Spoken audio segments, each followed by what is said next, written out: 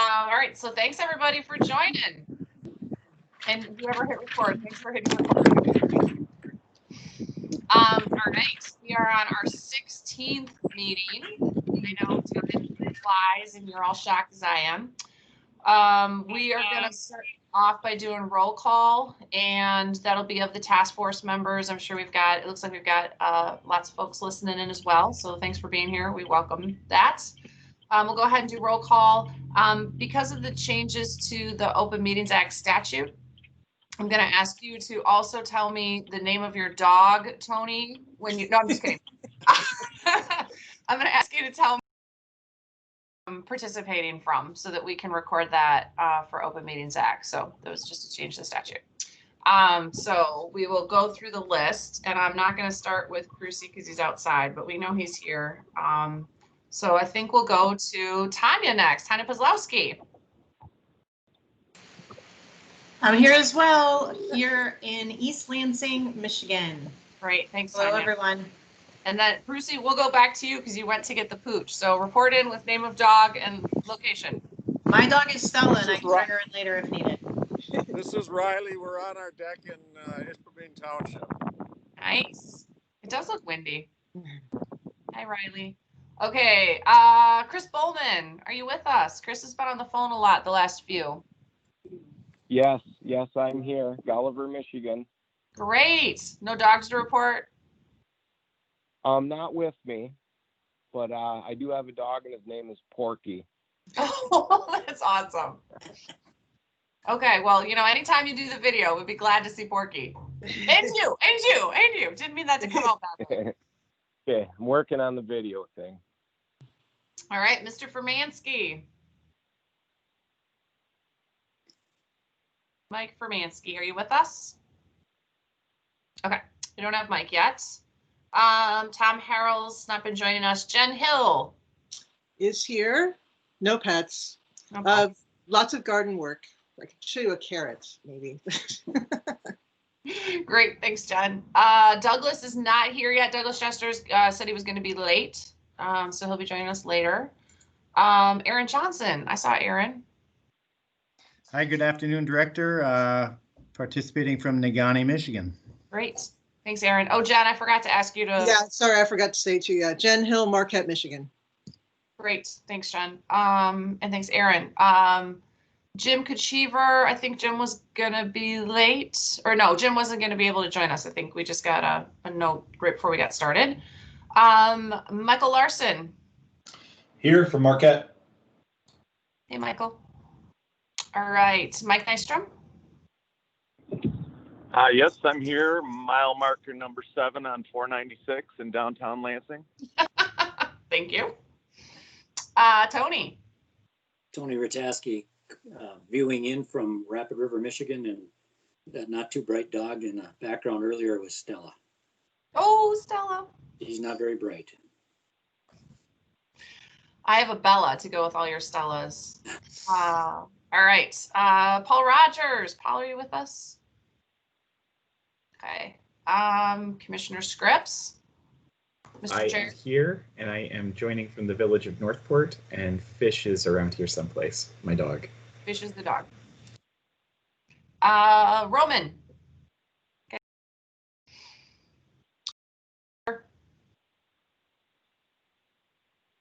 Am I mute?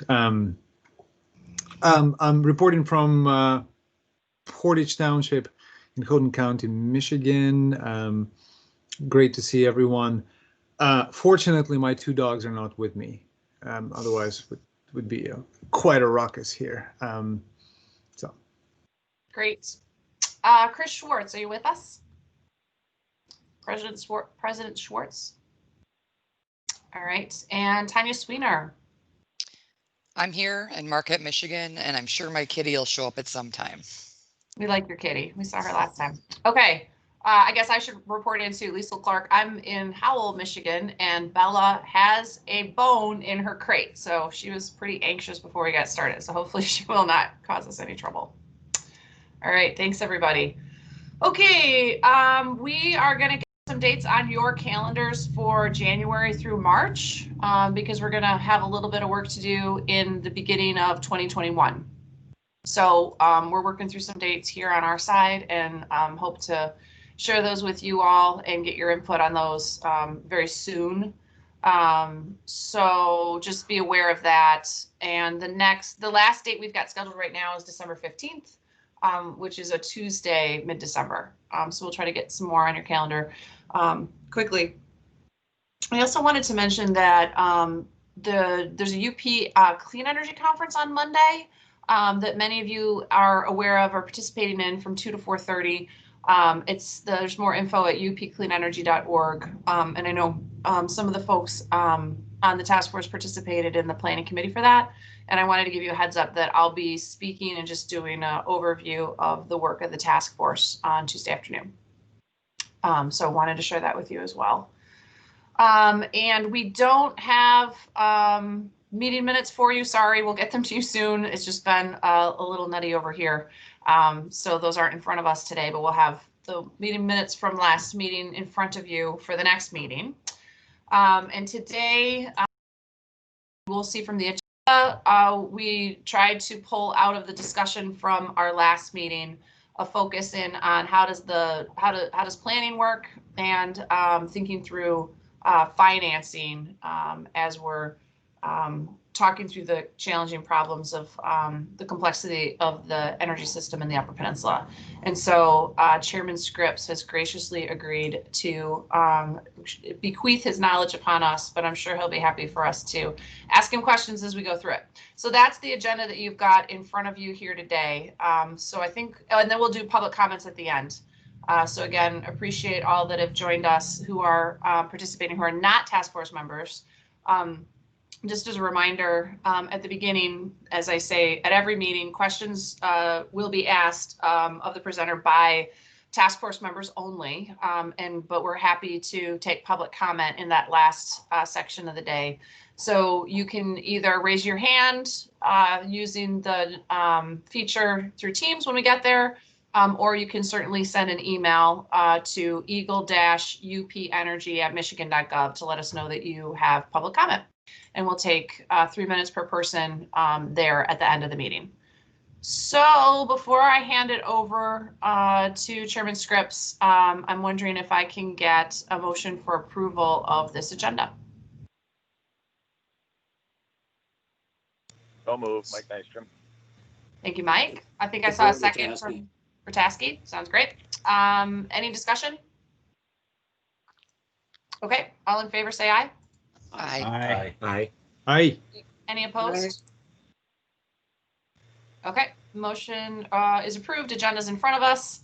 And with that, I am going to hand it off to Dan. Great. Thank you.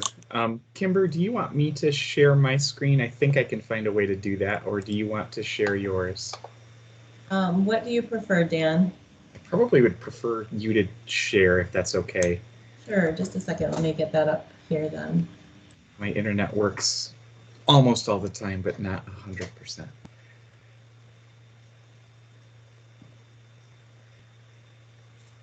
Thanks. So what I'd like to do is I know it's not up yet, or at least I can't see it, but I will just sort of, while Kimber is getting things uploaded, I want to give an overview of the planning process that the Commission uses that is in statute, and I'll talk a little bit about some of the initial results from the first round of that for UP utilities. Some of this you heard already from Kathy Cole a while ago, but I think as we sort of start thinking about recommendations and trying to get the full picture of the UP, it might be helpful to go over.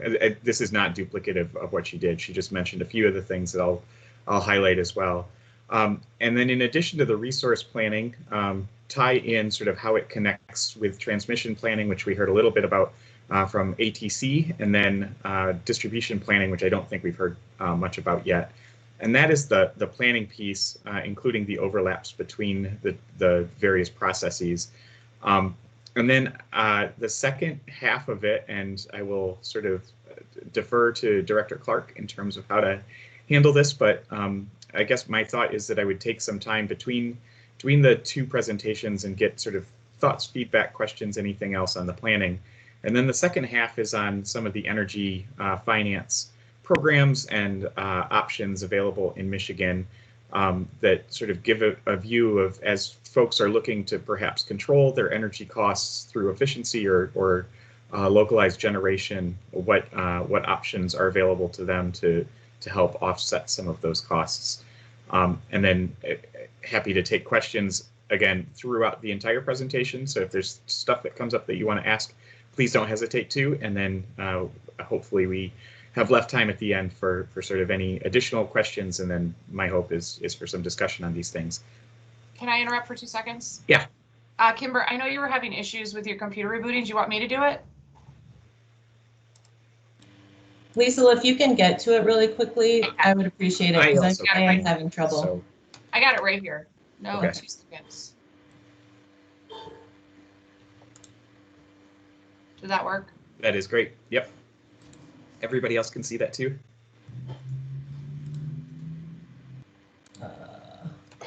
Yes? I'm just gonna. Yep, we can see it. Great. You can see it? Perfect. Okay.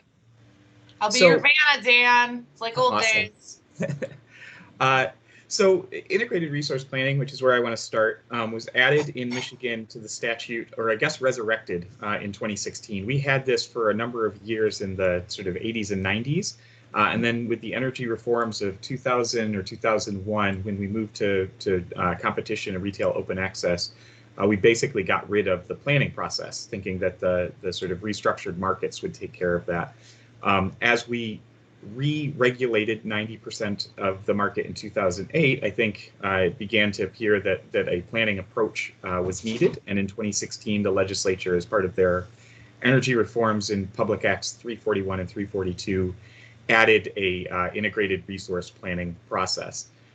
The goal is to have utilities file these plans that look out 5, 10, and 15 years, considering energy and capacity.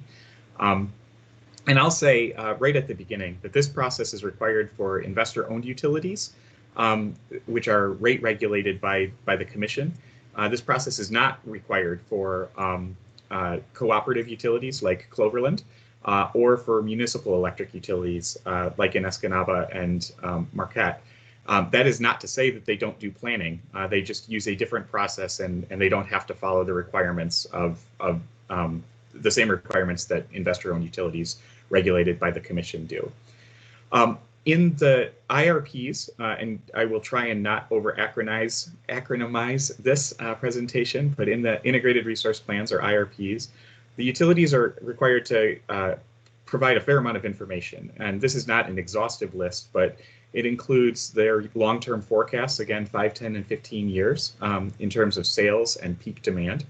The generation technologies that they have online, as well as their proposed capacities and fuel costs. That's also for any new technologies that they want to add under the integrated resource plans. Projections on energy purchased or produced, both by renewable resources and cogeneration resources. So specific consideration for both. Details on plans to reduce energy waste. It's sometimes called energy efficiency, but under statute, it's energy waste reduction, or EWR. So those plans, including annual energy waste reduction projections, projected load management and demand response savings and associated costs of those programs, and then an analysis of potential new or upgraded transmission options. So this is very much focused on sort of how you are going to meet your system needs, which can be met through generation, which is the way we typically think about it. It can also be met with energy waste reduction or energy efficiency or demand response. So removing demand from the system, either overall or during peak times. And then in addition, the transmission and generation are often two sides of the same coin. You can solve a problem with either or both. And so consideration of transmission options is also required under the statute. As we look at these plans from the commission, we must find that the plan represents, quote, the most reasonable and prudent means of meeting the utility's energy and capacity needs over those 5, 10, and 15-year periods. So a pretty high statutory bar for review. And that the plan also considers and balances the following 7 factors. So ability to serve peak loads from a reliability standpoint, particularly for peak, including reserve margins and local clearing requirements. compliance with state and federal environmental regulations, and EGLE actually provides testimony in our cases, a letter testifying that the plan as submitted is in compliance with state and federal environmental rules and laws. Competitive pricing, reliability, price risks for commodities, a consideration of the diversity of generation supply, and then cost effectiveness of proposed energy waste reduction and peak load programs. And it's important to note that the statute says that going above sort of the required minimums on renewable energy and energy waste reduction is not on its own evidence of unreasonableness. And again, I want to stress that this is a balancing. So it's not just price, it's not just reliability, it's not just one anything. It is, given these factors, does the plan balance them appropriately in a way that ultimately results in the most reasonable and prudent means of meeting energy and capacity needs. Can go on. Coming out of the passage of the statute, which was enacted in December of 2016, the Commission had a fair amount of work to do. And in fact, I think we still have our website up. It's michigan.gov/energy legislation.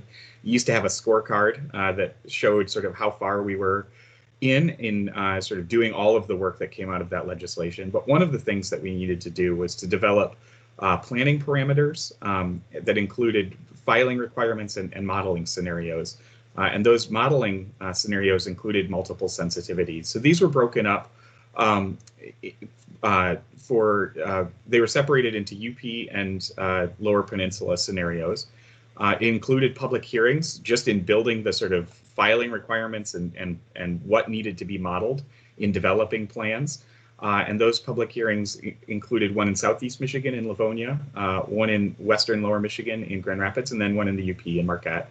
And ultimately what came out of that were a series of things like a business as usual case, environmental case, high natural gas price case, and others, and then sensitivities within that to try and make sure that we were sort of kicking all the tires of, and as Valerie Brader, who is Governor Snyder's energy advisor, used to say, you know, we need to prepare for all possible futures, even those that don't necessarily seem likely, so that we can sort of avoid bad decisions. And it was, I think that general approach informed a lot of what the legislature did in this act. It also required the Commission to establish IRP filing requirements and deadlines. And so I put the 3 for the UP utilities, but filed in February, April, and July. And it's not a mistake that they were filed at different times. These were an awful lot of work, especially the first round, although my guess is every round will be a lot of work. And we wanted to space them out. These are 270-day cases. I think that's right. So just about 9-month cases, start to finish. And then with the Commission at the end of the process needs to either say, yep, we approve the plan as drafted. No, we're rejecting it completely, start over. Or we can propose modifications. And if we propose modifications, the utility then has a chance to go back and modify in accordance with what we've said, and they can resubmit a plan that adopts one or more. So it's not that we have to tell them exactly what they're going to do. It is still the utilities planning process, but they can adopt one or more of the proposed modifications and resubmit, and then it's a yes or no, up or down. Most of the plans that were filed in the first round ultimately settled at some point. Some settled right away, like UMERC and Northern States Power. Others went, we had proposed modifications for the UPCO IRP, and then ultimately it resulted in a settlement agreement among the parties that we then approved.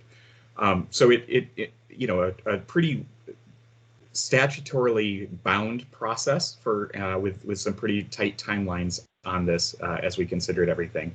And these are done as contested cases. So we had a number of different interveners representing ratepayer advocates, both residential and business, environmental considerations, the transmission owners, ATC in the Upper Peninsula, typically intervened in these, and our commission staff, and often a number of others.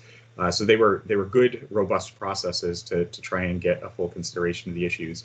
And then also and I'll talk a little bit more about this later on, but the legislation also required the commission to conduct energy waste reduction and demand response potential studies, really to get a sense of what was out there and what was both possible from a technical standpoint, what was cost effective, and then what was achievable sort of given the implementation challenges that sometimes go along with these programs.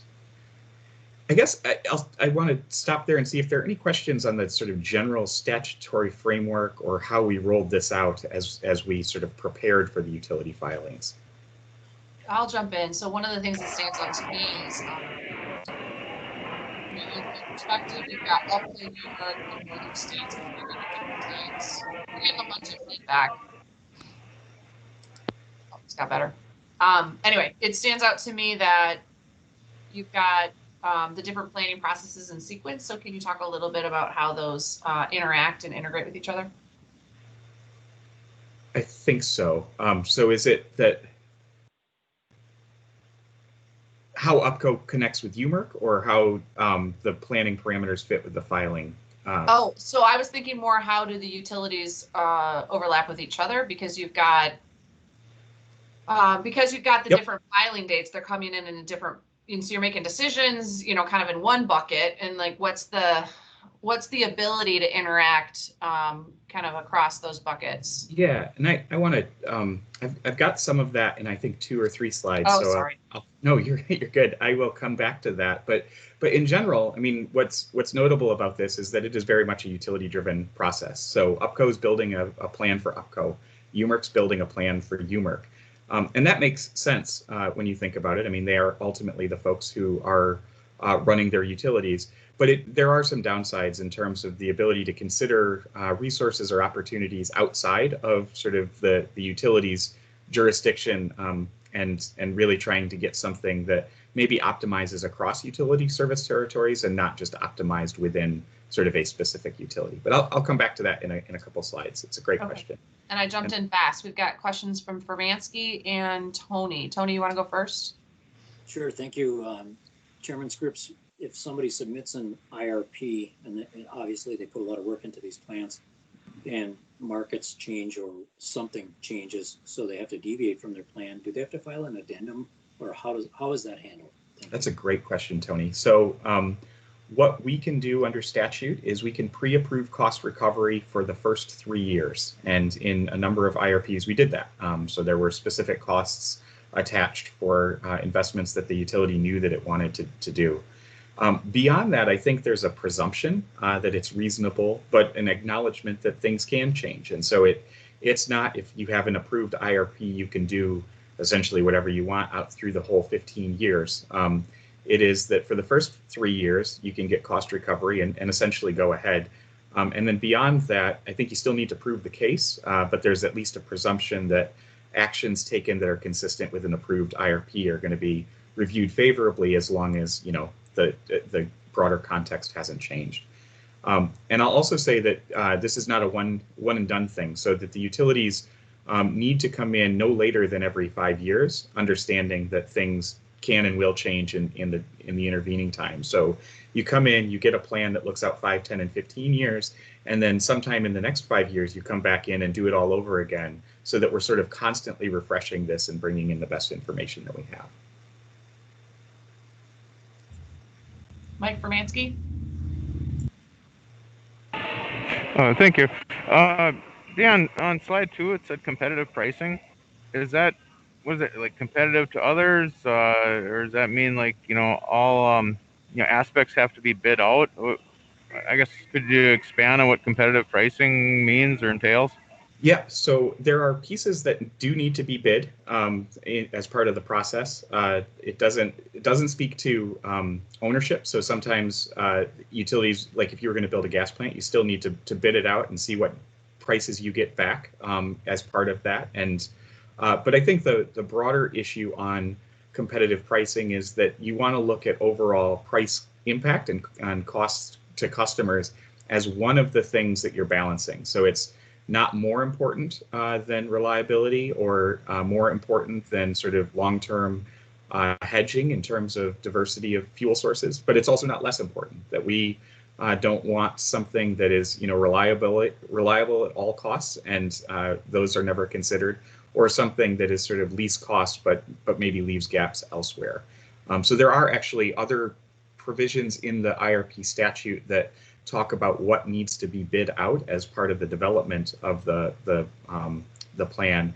And then in considering sort of whether it is the most reasonable and prudent path forward, we look at pricing as part of as one of the 7 factors. Okay, thank you. And how far deep into the weeds do you get? I mean, do you look at labor contracts? It just seems statewide, it's just been, I don't know, almost like a bidding war for linemen. They're in high demand, and the rates just keep going up and up. I mean, do you look at that? Do you go that far or not? So on the lineman question, we typically aren't looking at sort of tree trimming or line work as part of the resource plans. We do on distribution plans and in rate cases, certainly. And those have been issues that, that there is a bidding war on some of those folks that is sort of impacting the amount of work that can get done with budgets that have been approved in rates. On these, I don't think we've looked at labor contracts in any of the IRPs in terms of sort of the folks building out the resources or ultimately operating them. I think they're more rolled in. My guess is that our auditors probably get into that level of detail, but I'm not sure that it has been contested in the first round. Okay, thanks, Dan. Absolutely. All right, I saw Dave Camps' hand go up, and I'm going to just remind folks that are participating that the task force members can ask questions, and if other folks in our audience have questions, there are things that you can share with us during the comment period, but the speakers will answer questions from task force members. So go ahead, Dave. Yes, Commissioner Scripps, I'm just wondering, as we go through this presentation, how, say we wanted to modernize the grid in the UP, how do we affect change through, how would you affect change is really what I want to know. Say we wanted to put AMI meters across the UP, or synchrophasers or whatever, I know the penetration is going on. I just want to know, is there any way to drive change based on the needed changes that are coming? Yeah, so there's a couple of things. It's probably more on the distribution planning process and in rate cases. And so I'll get to that in a couple of slides towards the end of the planning piece. But I will say that these cases, that the resource plan cases, one of the reasons that I'm talking about distribution planning at the end is that there's increasingly overlap between them. And I'll give a non-UP example, but in the consumer's energy IRP, what we ultimately pre-approved for rate recovery were investments in demand response, in energy waste reduction, and in solar, some of which was distributed.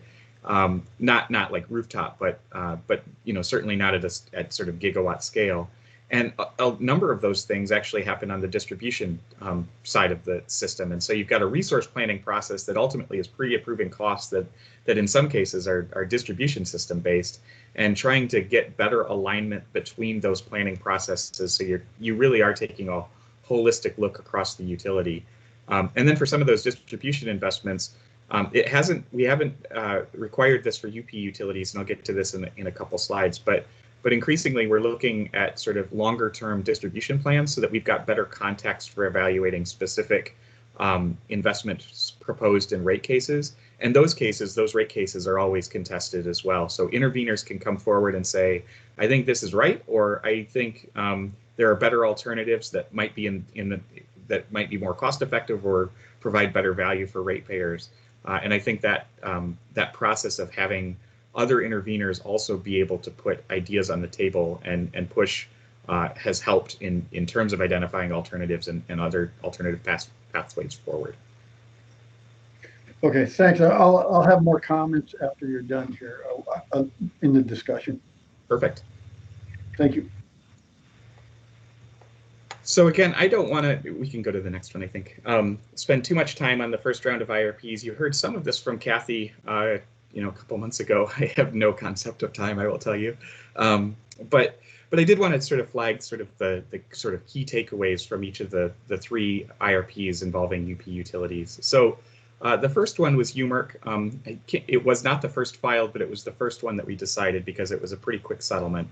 And essentially, their IRP noted that they had recently put in 10 reciprocating internal combustion units, or RICE units. I think there are 7 in Negaunee and 3 in Baraga. And that essentially gave them sufficient capacity to meet customer needs. This was sort of how UMERC was started. It involved the retirement of the Presque Isle Power Plant in Marquette, the spin-off of creating UMERC to sort of separate and give some distance between its parent company, which is We Energies, operating in Wisconsin, and ultimately designed to meet capacity needs for the mine. So Jim Kachiver, who's not here today, could speak more about that, but to ensure that there was localized capacity to meet those needs, and those RICE units were approved and were part of that. And they essentially said, we've got sufficient capacity, end of story. And we approved that. It was a settlement. We didn't have very many parties in it, but we also, as part of the approval, said 2 things. First of all, instead of coming back in 5 years, given the work of this group, the task force, and the report that we'll provide next year, the work of the commission and the statewide energy assessment, and just how fast things were changing, we want you to come back in 2 years. So they'll file again in October of next year. And the other piece was, we want more consideration of other factors outlined in the statute, including energy waste reduction. There may actually be opportunities for cost-effective energy waste reduction, even if you're long on capacity. And this gets, Liesl, to your comment a little bit, which I'll talk about on the next slide, in terms of not just looking at the utility, but if UMERC's long on capacity, can some of that be used maybe to offset capacity needs of other utilities from sort of the UP as a whole.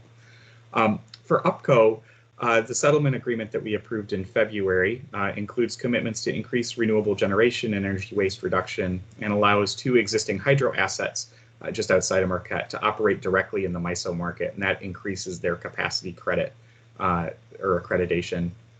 They had also initially proposed a 20 megawatt RICE unit in the eastern UP. We ultimately, as part of the order suggesting modifications, suggested that be removed, and UPCO ultimately did that. They had the ability to then come back within 120 days to repropose it with additional detail, and ultimately opted not to do that. And I think Brett French, in his presentation from a couple of months ago, highlighted some of those issues as well. And UPCO will file their next IRP by December of 2024.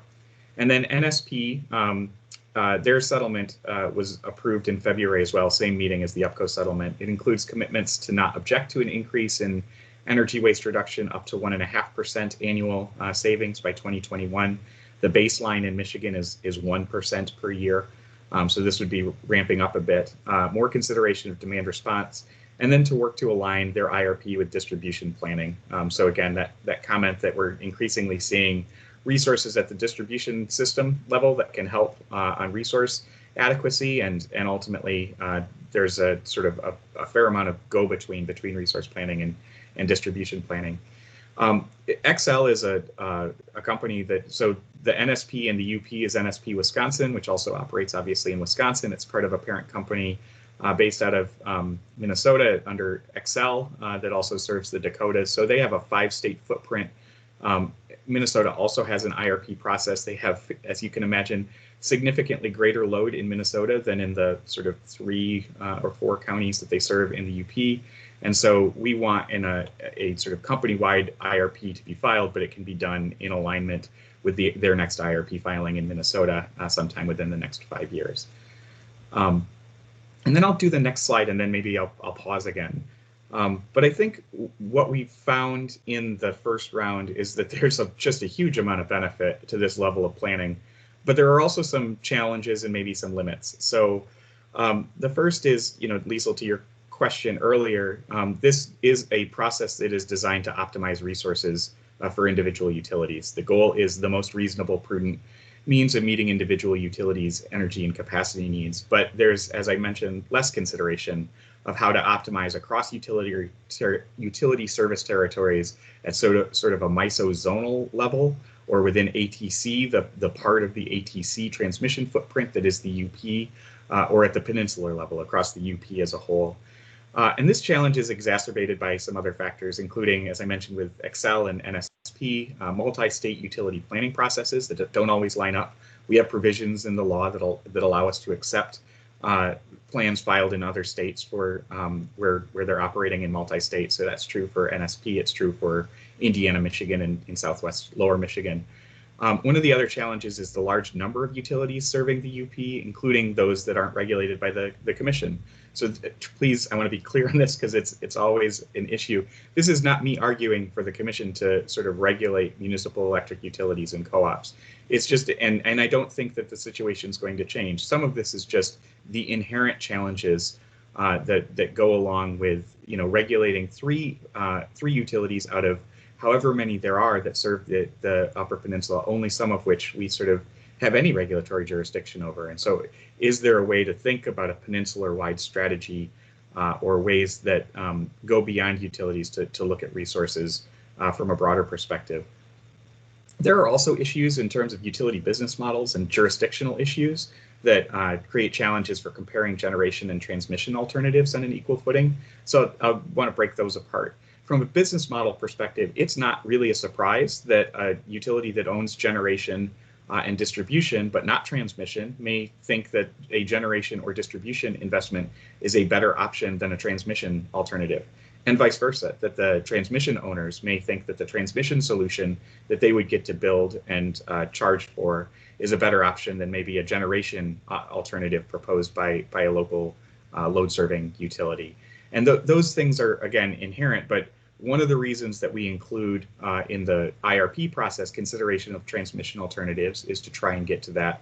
One of the reasons that the MISO transmission planning process looks at alternatives to the transmission investments that the transmission owners are proposing is to get to that. But there are issues, including the fact that we make decisions on IRPs at the Commission, and it's MISO ultimately, and then under the FERC federally, that makes decisions on transmission. And so you do not have a perfectly synchronous planning process with business model issues and jurisdictional issues that add complexity to this. And then I've talked about the overlap between resource planning, including generation, transmission. I will say we're doing a lot of work on this. We're participating in our National Association of Regulators, along with the National Association of State Energy Officials, on ways to try and think about trying to better integrate that. It's also part of the my power grid planning effort that I'll talk about in a second, but it's really, really hard, in part because of jurisdictional issues, business model issues, timing. They don't sync up very well all the time. And so it's something that's on our radar, but I don't know that anybody's got a solution yet.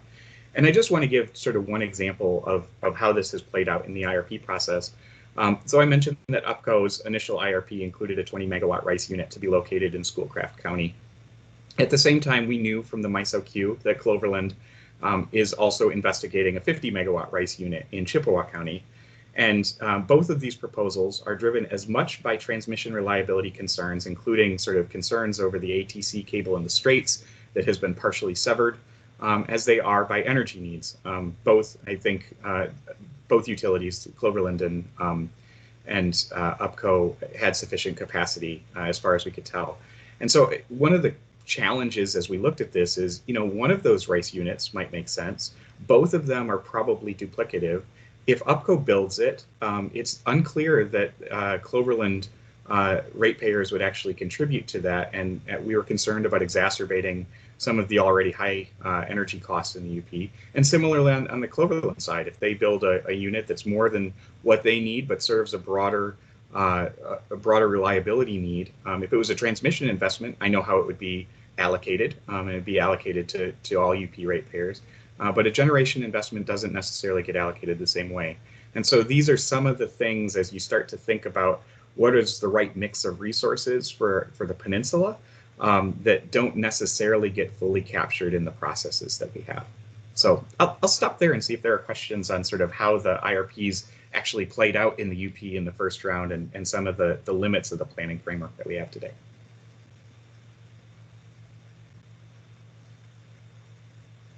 I think Jen? And I'm just going to let you take over. Cool. That's super dangerous. So Jen Hill. All right. good job, Dan, running through 4 years of incredible effort I was on some of the planning calls around determining the parameters of the IRP. Literally hundreds of minds have worked on these questions. I happened to make a presentation to NMU class yesterday and saw that there are even more solar projects now being proposed by in the UP than there were in June, which is the last time I made a presentation. It's actually doubled. It's also doubled within the MISO footprint, the number of solar projects. So one sort of question is, and you're probably going to, but that integration with generation that's coming from potentially third party, I guess would be the way to put it. And then I also, if they're putting a marker out for, because the UP did have a different scenario set than the Lower Peninsula did, speaking to that in the next round, or that scenario question is potentially one way of addressing how the utilities are connected and connected up to transmission, and where are we? Is that going to go inside the My Power grid, or is that going to go somewhere else? Yeah, those are great questions. So let me see if I can take them in turn. So on the solar development, I think you raised a really good point, and this has shown up in a number of places. I think often we think that the solar projects being developed eventually will get swept up into utility planning because you ultimately need an off-taker, which is a fancy word for buyer or customer for those projects. And I know a lot of developers are working to develop them, not knowing necessarily exactly who they will sell the project to, but hoping that sometime between sort of concept and where they need to sort of put some serious money down, that they will have lined up a power purchase agreement or a build transfer agreement with a buyer. Others are looking at PURPA, the Public Utility Regulatory Policies Act of 1978, which allows non-utility developers an opportunity to sell into the market. And that often, so we have done a lot of work over the last several years on PURPA. These were contested issues in the IRPs as well, in part because there's a different price you get paid if you have a capacity need as a utility versus if you don't. And so determining whether a utility has a capacity need is often the difference between whether the PURPA projects are break even or not. But there are a number of PURPA developers active in the state of Michigan who are developing, at least on paper and getting site control and some of those other things, projects with the hopes that they will be able to sell to the utility under PURPA contracts where they have to take it. It's just the big question in PURPA is what price do they have to pay for it?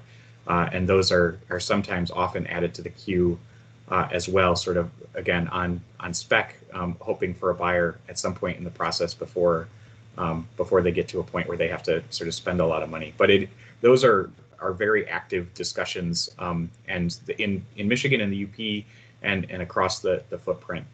On the planning parameters and filing requirements, I think that's exactly right. And I will talk a little bit in terms of how the UP gets treated differently.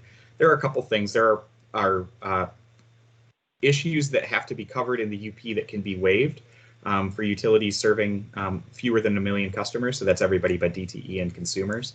And a number of UP utilities asked for waiver requirements for some or all of the requirements, and those were granted in whole or in part. So that's one way that we deal with it. I think that the distinctions that we made in the planning parameters and filing requirements are another, and those will be updated. I'll talk about timing, I think, on the next slide or the slide after that. And the last thing is we also are required, and I'll talk about this in a second too, but I'll skip over it because I can talk about it now. We are required to update the energy waste reduction and demand response potential studies every 5 years. And we actually are working with a group. We've got a contract in place and a team working on this. And there will be different potential studies done for the UP versus the Lower Peninsula, just recognizing the distinctive market up here as well. And so that's another level where we can get additional granularity that reflects the uniqueness of the Upper Peninsula. in the planning process. So I don't know if I fully answered the question, but so if Jen, if you've got anything else, I'm happy to try again. Well,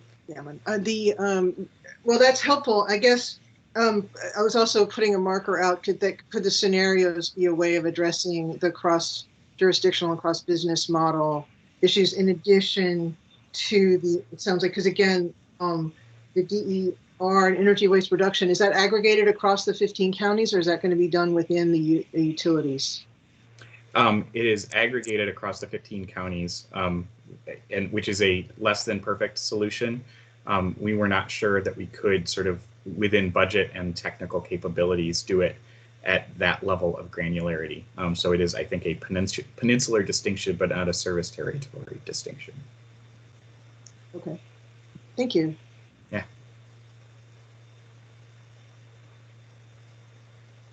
Well, we can go on. I think I've got 3 more slides on the planning side, and this sort of has been teed up already. So distribution system planning is something that we're increasingly focused on. And this goes back a couple of years. And I will say the 2 real drivers of this are, it used to be in rate cases that there were distribution investments, but they were very rarely controversial because it was pretty clear that you needed to trim the trees and that sort of thing. And they weren't where the money was. And so this was sort of a sleepy part of our rate cases. That, for anybody who's participating in rate cases today, is not the case. I think if you look across utilities, it's something like 3 to 5 times as much money is being spent now on distribution compared to generation investments. And often those issues are controversial. So it is very much where this is happening. And I will also say that technological advancements change, including advanced metering infrastructure, smart meters, to Dave's comment earlier, change some of what we can do with the distribution system and open up new opportunities.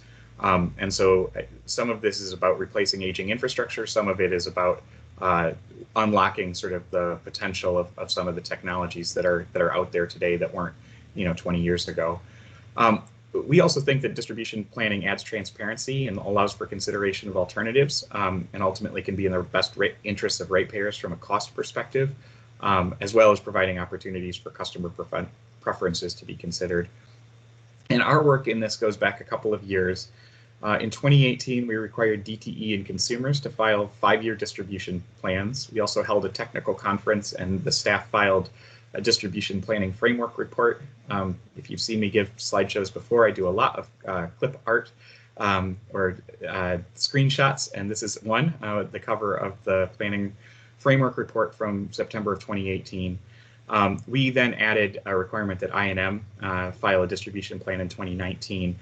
We don't currently have that requirement for the UP utilities, just the sort of 3 largest ones at this point.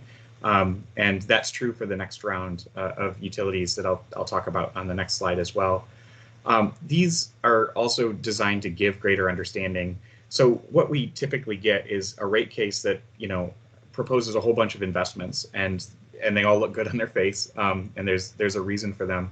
But we don't know how always they connect to a larger strategy, what they might be locking in or locking out, and how they are connected to the sort of broader context of plans. And so that's really been the hook, that it's that we're going to continue to approve specific investments in rate cases. These distribution plans, unlike IRPs, we don't approve or deny. There's an opportunity for stakeholder input and comment, but it's not ultimately resulting in a commission order that says, yes, go ahead with that investment, but not this one. Those determinations continue to be made in the rate cases, but these 5-year outlooks give us a broader sense of what the utility is thinking and how the different pieces fit together. And I think that level of transparency and ultimately connecting back to a broader strategy is helpful in determining whether the specific investments proposed are in fact reasonable and prudent. If we can go to the next slide. The other piece that I want to say on distribution system planning in terms, so that's where we were up until 2018 or so, a fair amount of initial work and the first round of distribution plans filed by DTE and consumers, and then a year later by I&M. In 2019, we launched the My Power Grid initiative, and this is designed to be a multi-year grid modernization effort. We talk a lot at the commission about who's driving the bus on this, and we very much believe that we're not driving the bus. It's technology, it's customers that are driving the bus, and in some cases utilities with their plans. But we also want to make sure that the citizens and businesses of Michigan aren't run over by the bus, just to torture the analogy. So how do we sort of think about what's happening in the energy markets and in the technology landscape and make sure that we're well positioned to reap the benefits as opposed to sort of bear the burdens of the changes that are taking place more broadly. As we got started, our initial focus was really on foundational issues. So these updated frameworks for utility distribution plans were one of the 5 areas where we initially focused. That resulted in a staff report in April and ultimately a commission order in August that outlined our expectations for what utility distribution plans for, again, DTE consumers and I&M will include when they're filed next summer. Again, still have not expanded this to UP distribution utilities, but it's something that sort of is a topic of conversation. And the other issues that we looked at as foundational were updating our interconnection rules, our service quality rules and technical standards, our demand response framework, and then better ways of evaluating pilot programs.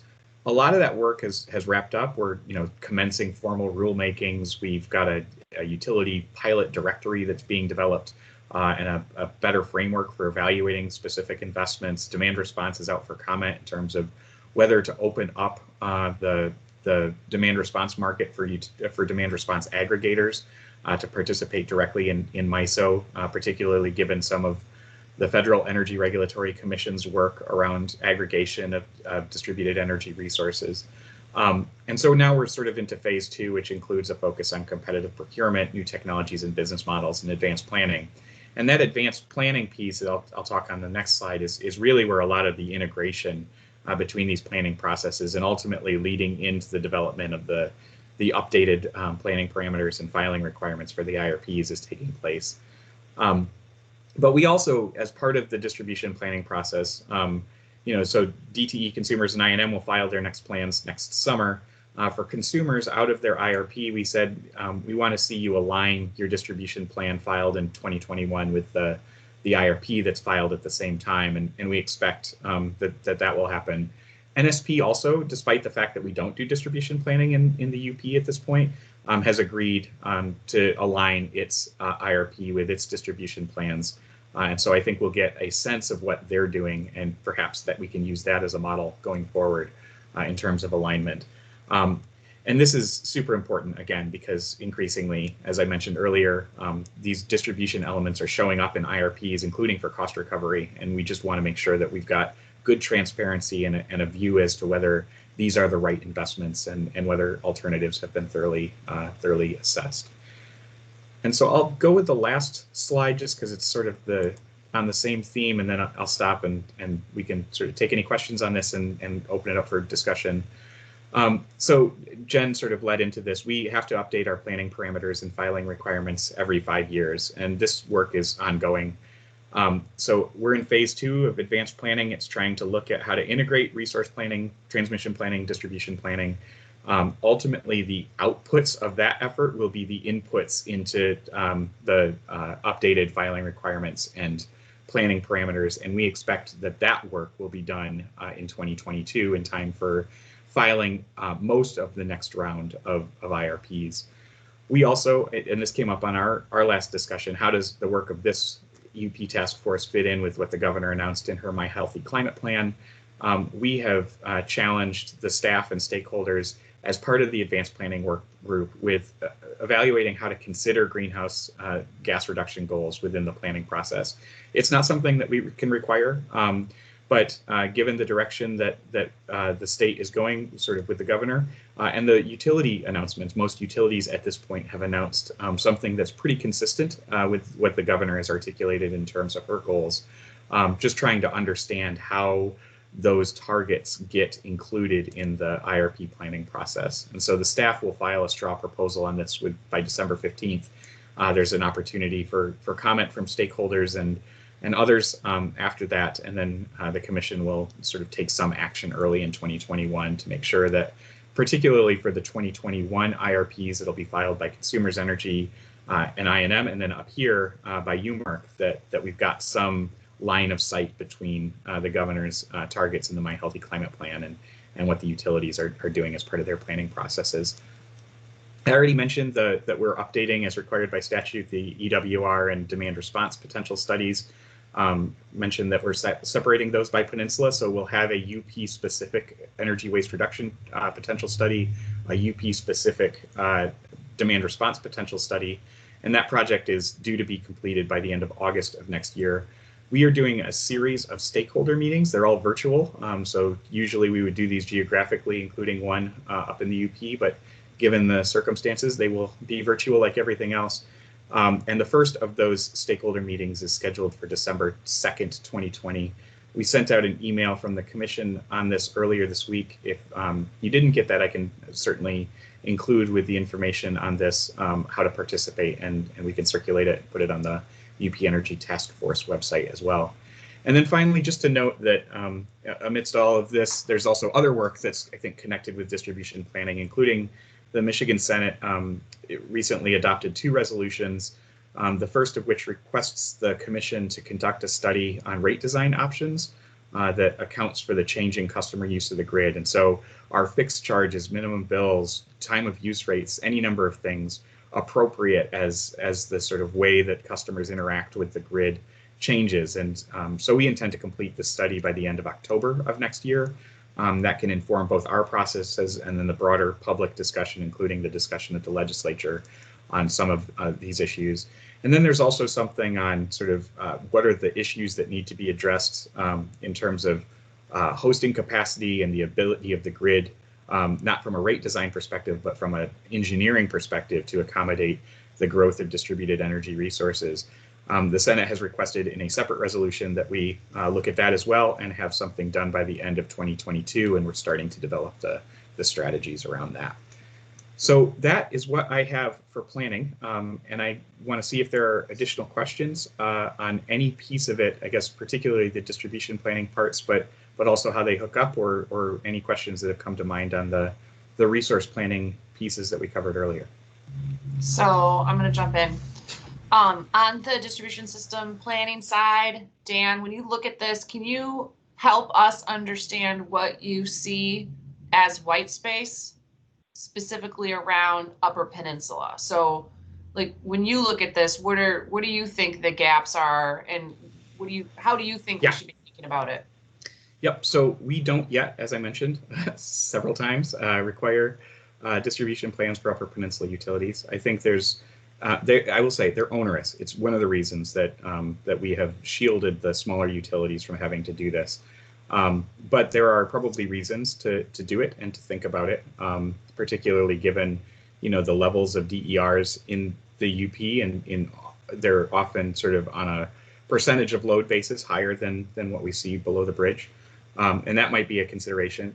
I'd say if we were thinking about how to do, if there are recommendations in terms of policy changes that come out of this, we've got very clear statutory guidance on IRPs, what needs to be included, how to evaluate them, everything else.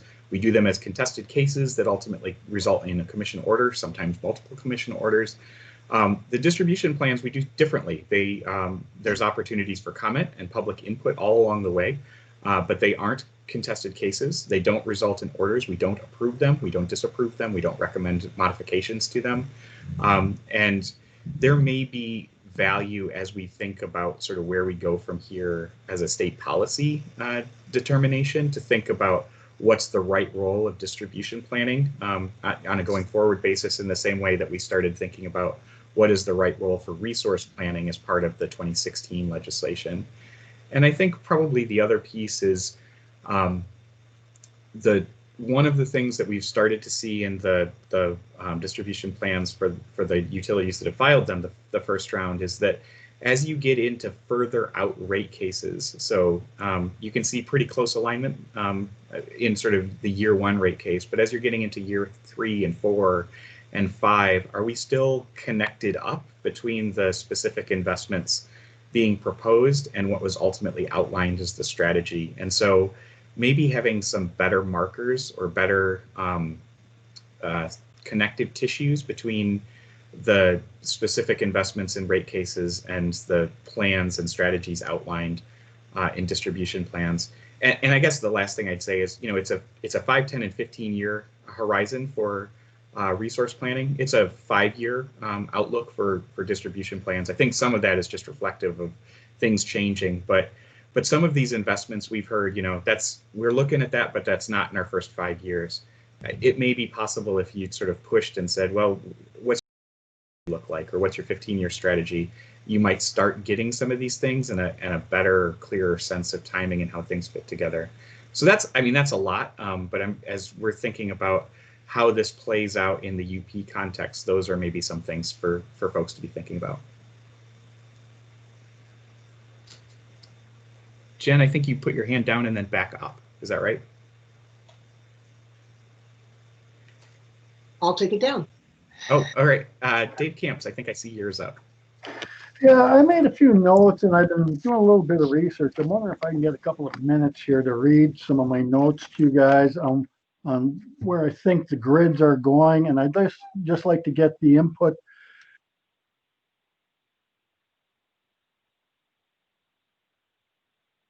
I think you're muted, Dave. We lost you. At least I did.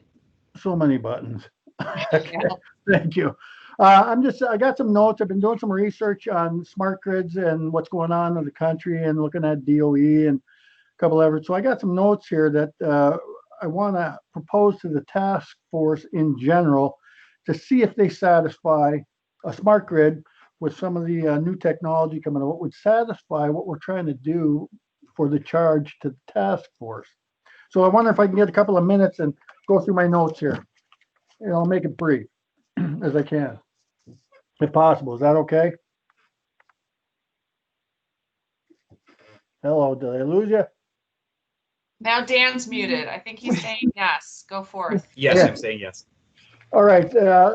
Smart grid notes. The legacy electricity grid is a one-way analog system with distribution to many grid edge clients from centralized generation locations. That's the old one-way grid. It wasn't smart anything. So it just had to go from a central hub and to the edge of the grid to the clients. And it was pretty unsophisticated, I could say, I guess. A smart grid is a digital and fast grid that enables sensing and control of grid elements, enables networking of grid systems with other infrastructure, such as buildings, appliances, and transportation. So the potential of UP grid modernization and its applicability to the charge to the task force. So I got in this document, I have the charge to the task force. So I went through each one of the charges in section A through 1, 2, 3.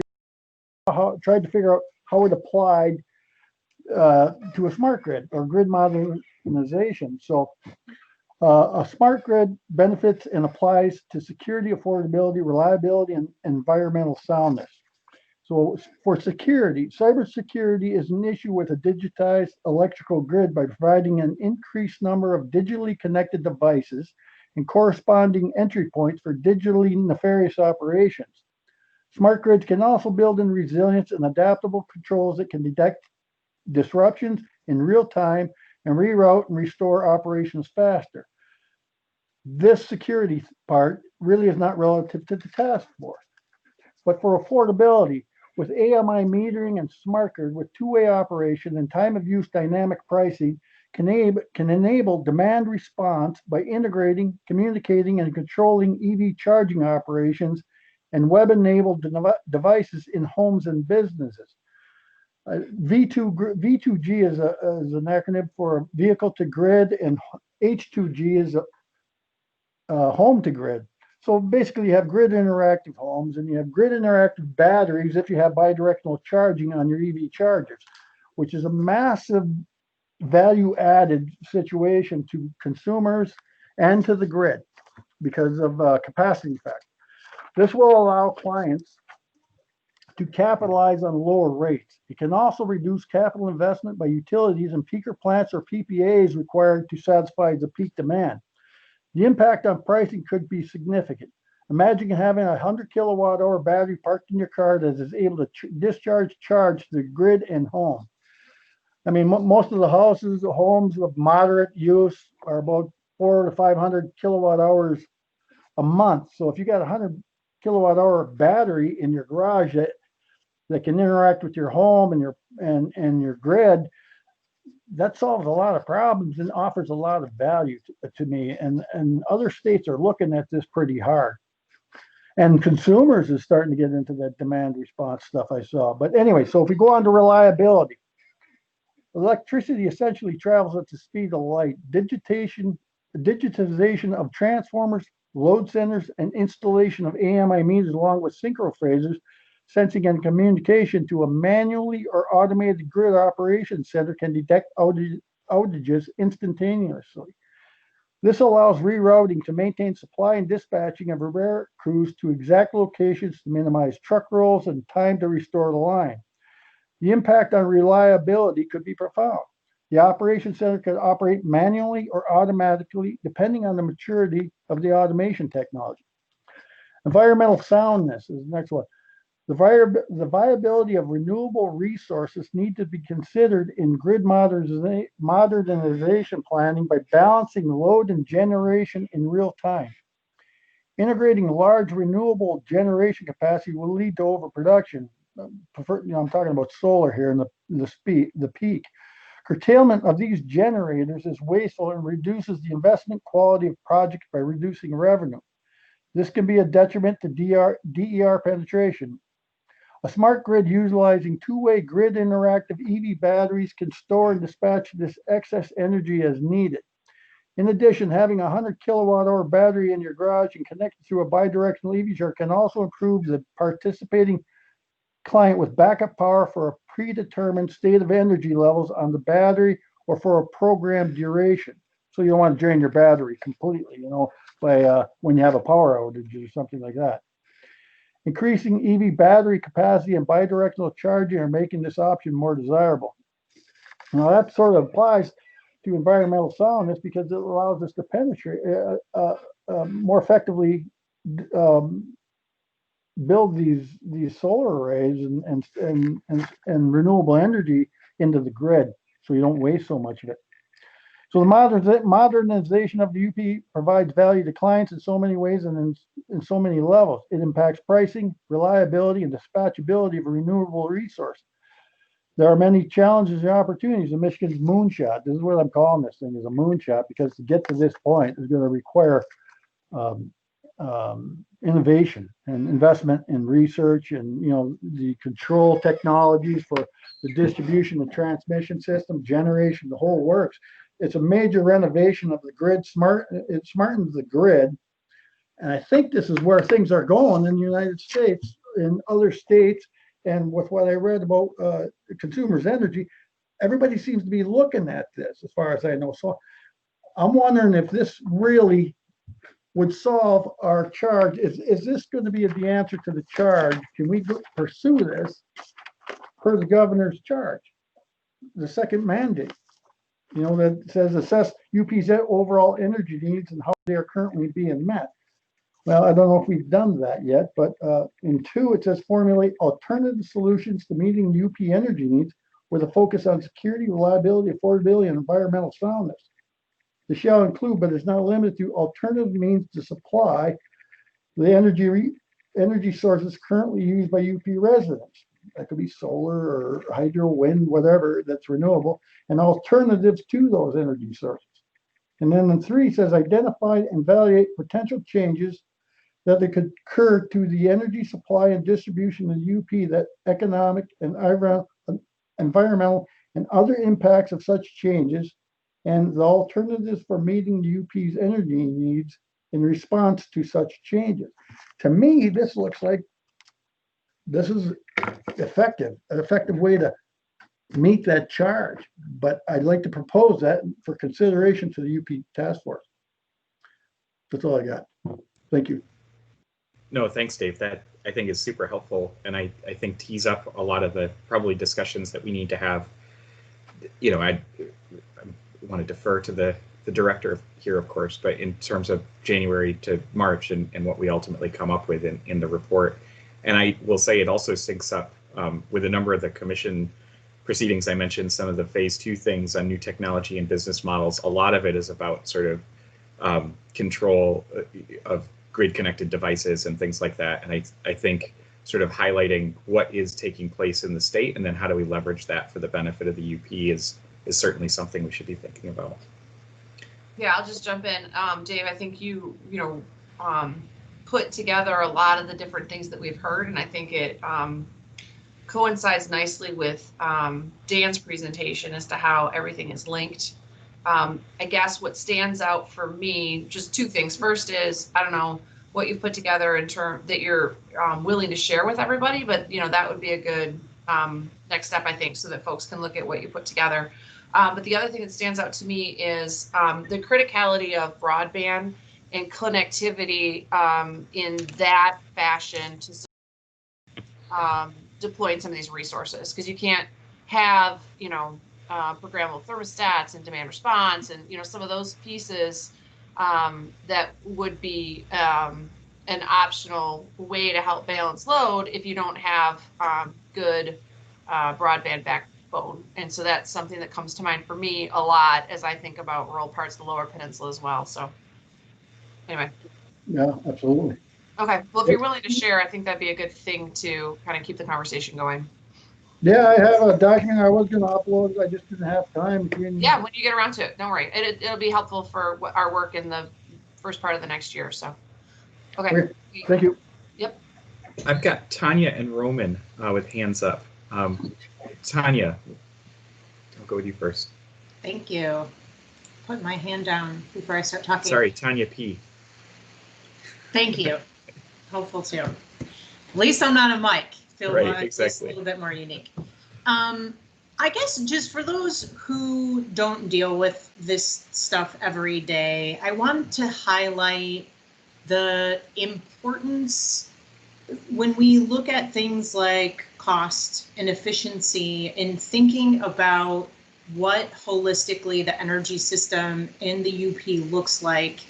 This concept of how planning is done, both in evaluating the alternatives available against each other that considers cost implications and incorporates the possibilities in the future, that longer term viewpoint that isn't immediately tangible in the UP the way things are structured today. And I think the chairman made that very clear, but just in listening to the discussion, it highlighted for me how many pieces of that charge that Dave just reiterated around affordability, reliability, security comes down to both how we look holistically at how the pieces of the system fit together, what resources we have at hand to meet customers' needs, and then how we prioritize and weigh those things against each other and determining what a future looks like. And I guess my point is just that, is to put, an exclamation point on how well that fits with what we are trying to accomplish here in looking at what the alternatives are. And I don't know exactly how that fits into, this is John. Hi, John. I don't know exactly how that fits into the specific policy recommendations that we may make, but I just wanted to highlight how key that backbone is of thinking about planning and how those pieces fit together and why that is a bit difficult in the UP based on the construct. Yeah, Thank you. Absolutely. No, I think those are great points, Tanya. Yes. Roman.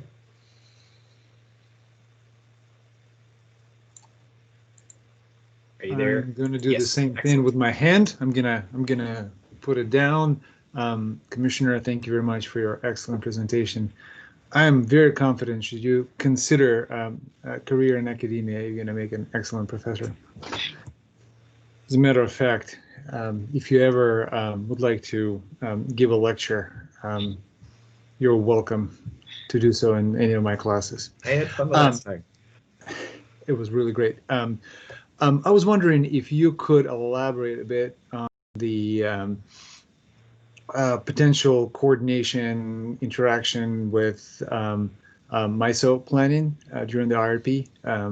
Are there any issues, any things of note? Thank you. Yeah. So, so the utilities are required to consider transmission alternatives and the transmission system. I will say, and I mentioned this, there are tensions there. So they, if they identify a transmission alternative to something they want to do, it's something they don't get to do. And because that's not part of the system they own based on and that's different in Michigan than in most other states. So that is a tension. And I will say, I think that there were discussions, but that was a place where I hope that the second and third rounds of these IRPs are a little stronger in terms of really considering alternatives that might be part of the most reasonable and prudent, even if it's not something that you directly own or get to build. The other challenge is, and the flip side is true as well, because the MISO transmission planning process is done through the MISO transmission expansion portfolio process on an annual basis, MTEP, and they have timelines, and they identify transmission solutions. There's an opportunity for others to come in with non-transmission alternatives and say that my alternative of building a generation or something is better. But often, even if that's true and the identified solution is better than the transmission, the timing is tough because it's an annual transmission process where you get in the queue and then you sort of prove your projects. And sometimes the generation alternatives may take longer to build, or they may fall outside. They might make sense in considering alternatives to the transmission process, but maybe they weren't proposed in the last IRP. And so how do we think about meshing our processes better? And I think there are more questions than answers at this point, but I think we're at least beginning to identify some of those questions. Thank you very much. Speaking of mics, Michael Larson? Yes. Hey, thanks for that.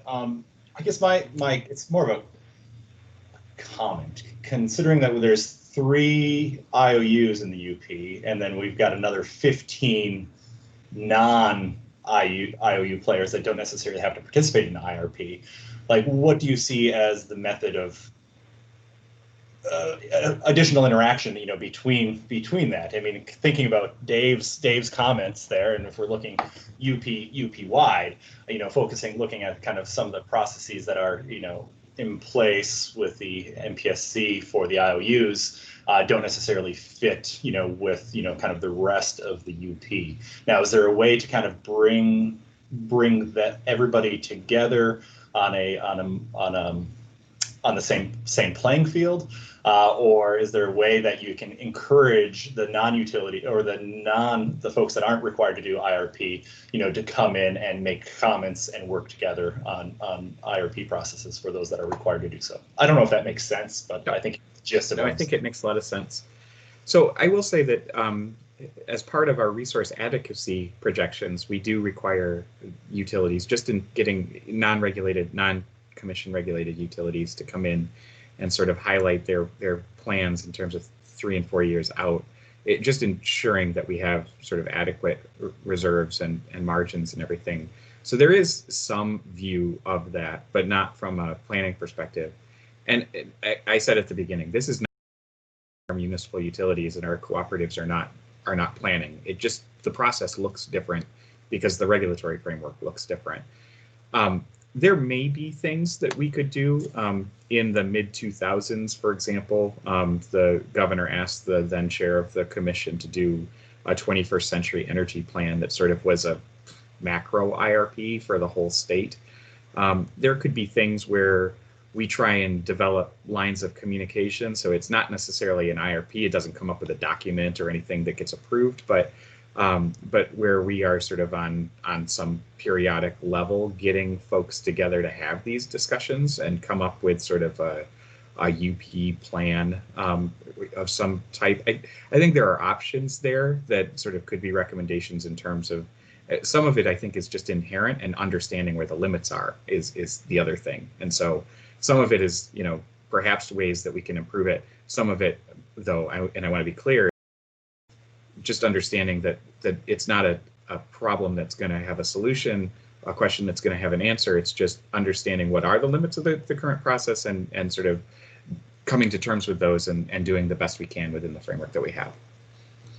Yeah, thank you. I think that makes sense. And of course, I certainly realize that all of our utility partners, cooperatives, and municipalities certainly have their own planning processes in place, and are doing what they can for their own members and customers. So I appreciate that.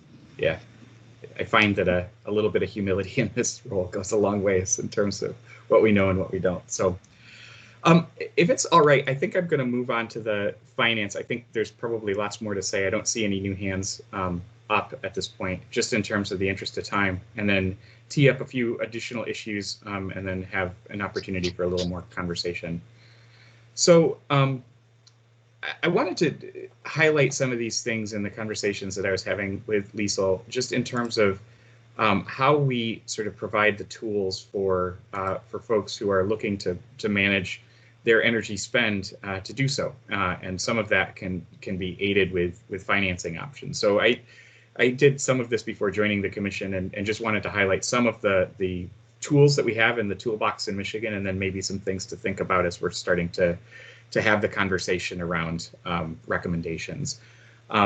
We have a number of things, including, and I'll go through these in a lot more detail, but Michigan Saves, which operates as a nonprofit green bank that was formed by the state of Michigan, but is a standalone nonprofit with an independent board.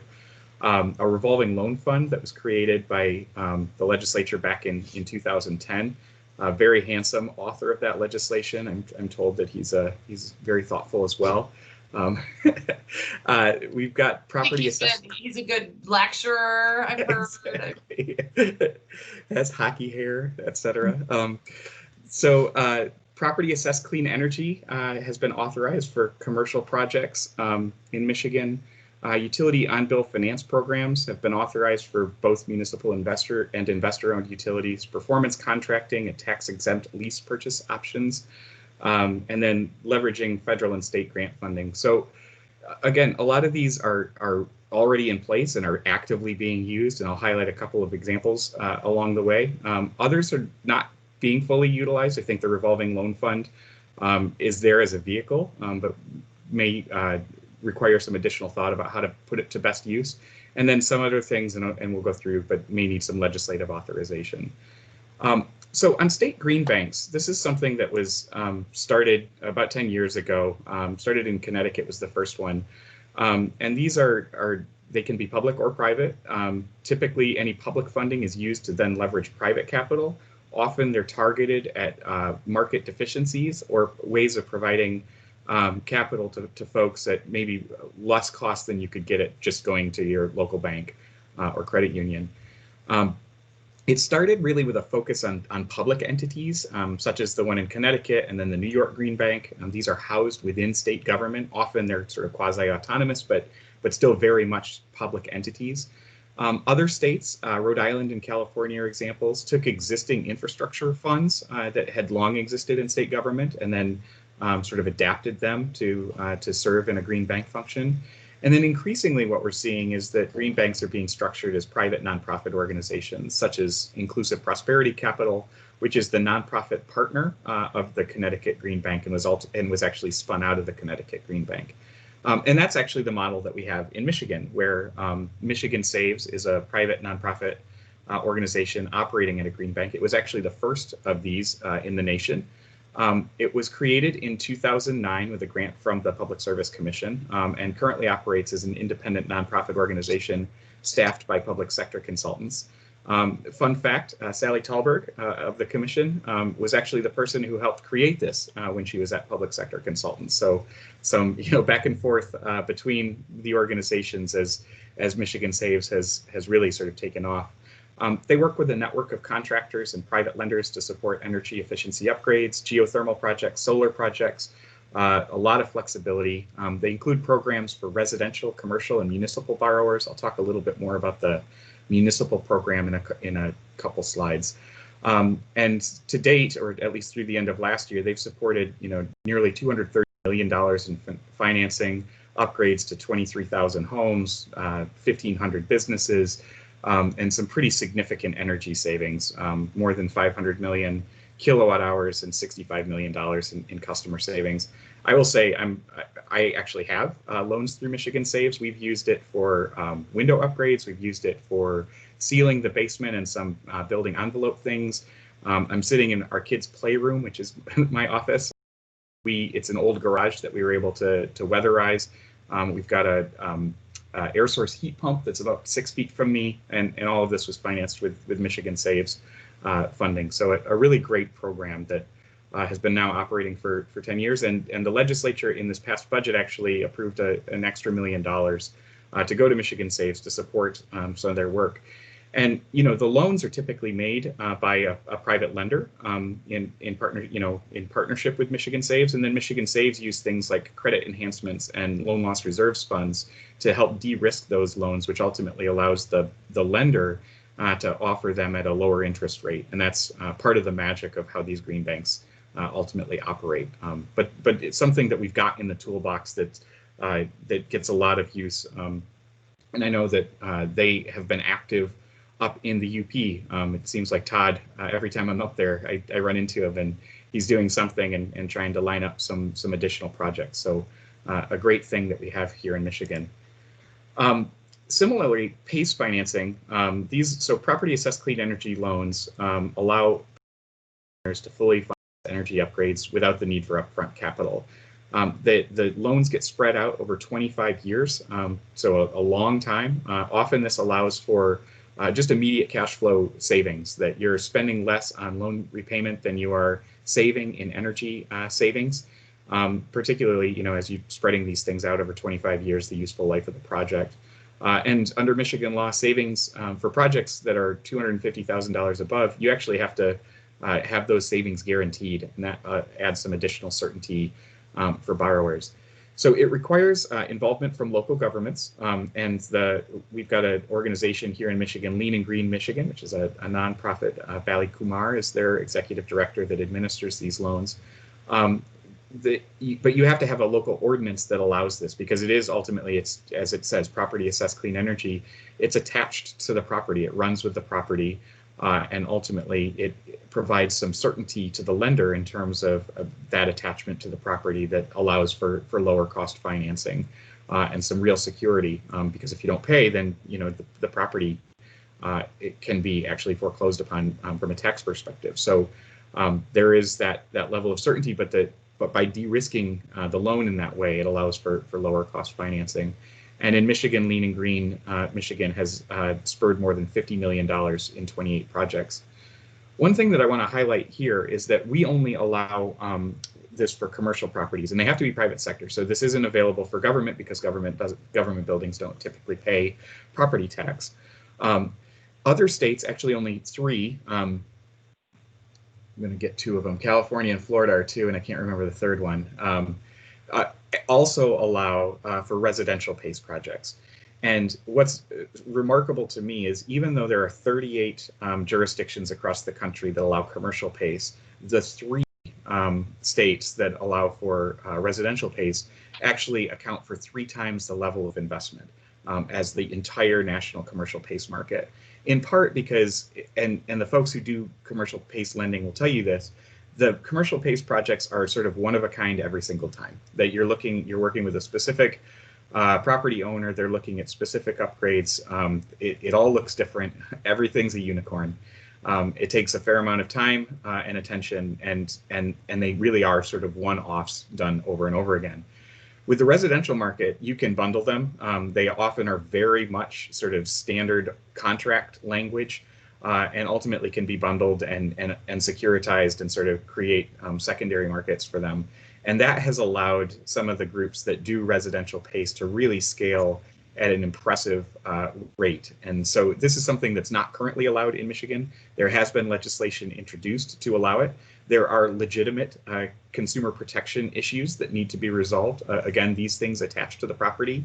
If you don't pay the loan, you can lose your house. So those are serious stakes. But if you can address those things, there is clearly a market here that could provide a significant amount of capital for residential energy efficiency improvements, and maybe something that we want to consider as we're thinking about finance some of these things.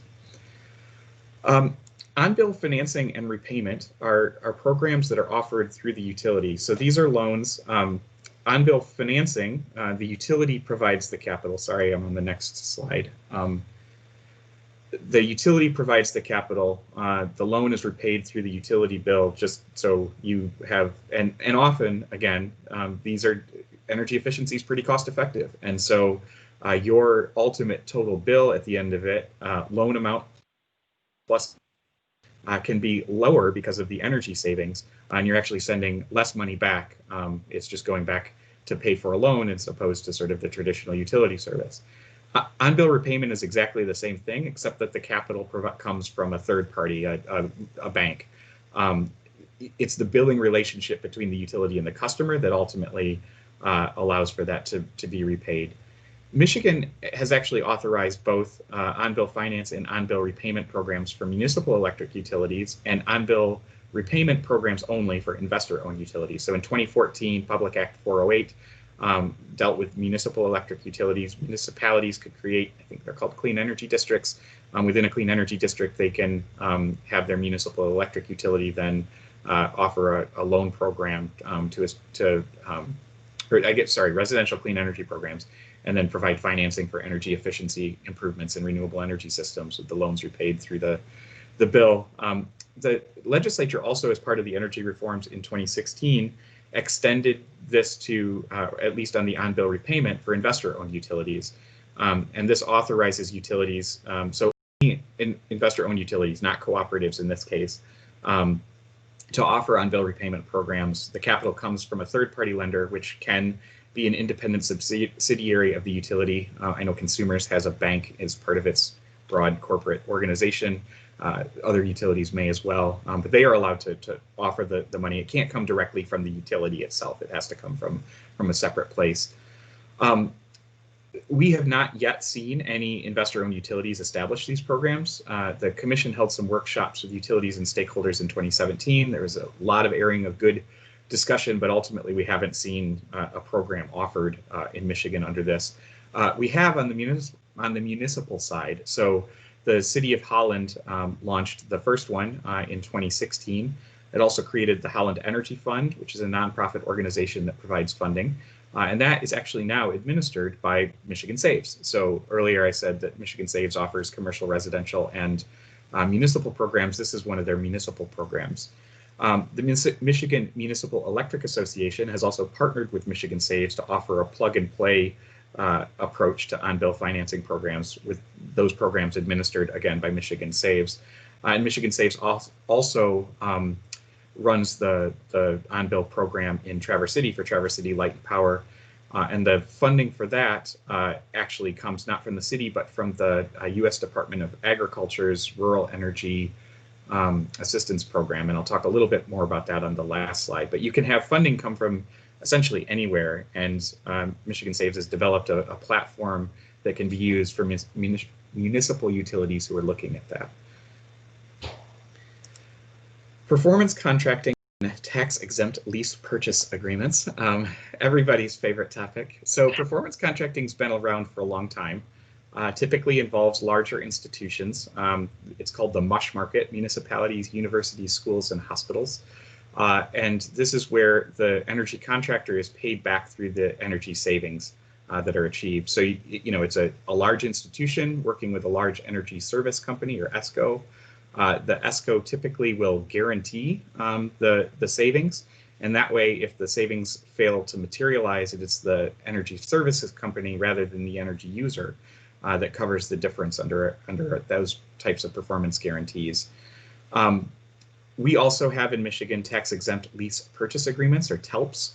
These are agreements for long-term projects that are repaid on an annual basis. It looks an awful lot like debt because it's long-term funding for a project that gets done and then you pay back over years. That looks like a loan, right? But they're not treated as loans for balance sheet purposes, which is really important for a lot of local governments because the repayments are done through the annual appropriations. And if the local government ultimately is not satisfied with the performance, they can suspend the annual appropriation. You can't really do that with a loan. And so that is one of the things that makes these TELPs, tax exempt lease purchase agreements, different than debt, and it's got some balance sheet implications.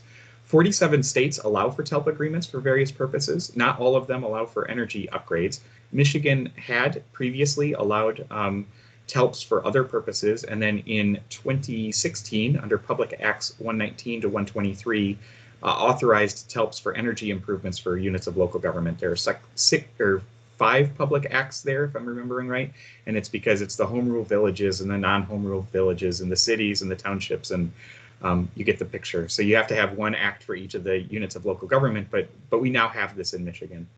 The other steps that we've taken in recent years are in 2012, we had long had a performance contracting statute, but in 2012, we built on it, encouraging state agencies, departments, and authorities to enter into energy performance contracts subject to specific parameters that were broader than what we had under the original legislation that was pretty limiting, that had been in place since 1987. And so this is significant for state government, including state government buildings that are outside of Lansing, in the ability to use performance contracting in order to drive down costs. And I think there, as the governor's inclusion of a strategy that's sort of quarterbacked by DTMB, the Department of Technology Management and Budget, to drive down energy consumption in state-owned buildings. This is one arrow in the quiver in terms of making that happen. In 2014, we expanded performance contracting for community colleges. The big thing that was done here is that previously you could only do performance contracting for up to 10 years. That pretty significantly limited the types of projects that could be done. They needed to have a payback period of 10 years or less. This legislation expanded that to 25 years, so you could do a lot more, and we've seen a number of community colleges take advantage of this. And then in 2017, so the 2016 legislation authorized TELPs for units of local government. In 2017, we added authorization for local and intermediate school districts. And since 2011 through 2019, Michigan government schools, colleges, universities, hospitals, that MUSH market that I was talking about, have invested more than $240 million in performance contracts, projected annual savings of $16 million. So these are 15-year paybacks, essentially, for projects that often are extended out to 25 and then have long-term energy savings beyond that. And I wanted to highlight a couple of the places in the UP where these have been used. So Dickinson County in 2016 financed a $900,000 energy upgrade to its courthouse and correctional facility. They worked with Trane, so you'll see Johnson Controls, Trane, Honeywell. There's sort of a relatively small number of pretty significant energy service companies that control this market that do this. They've done times and have proven their work. St. Ignace area schools worked with Johnson Controls. I think this was 2016-17 on a $1.1 million project. It replaced most of the existing heating system, added a new energy management system, weatherproofed the building envelope. There were lighting things. It's a 15-year payback. That payback is guaranteed. If it doesn't materialize, it's Johnson Controls and not the St. Ignace area school district that covers the difference, and will project. It's projected to generate $33,000, $34,000 in annual savings.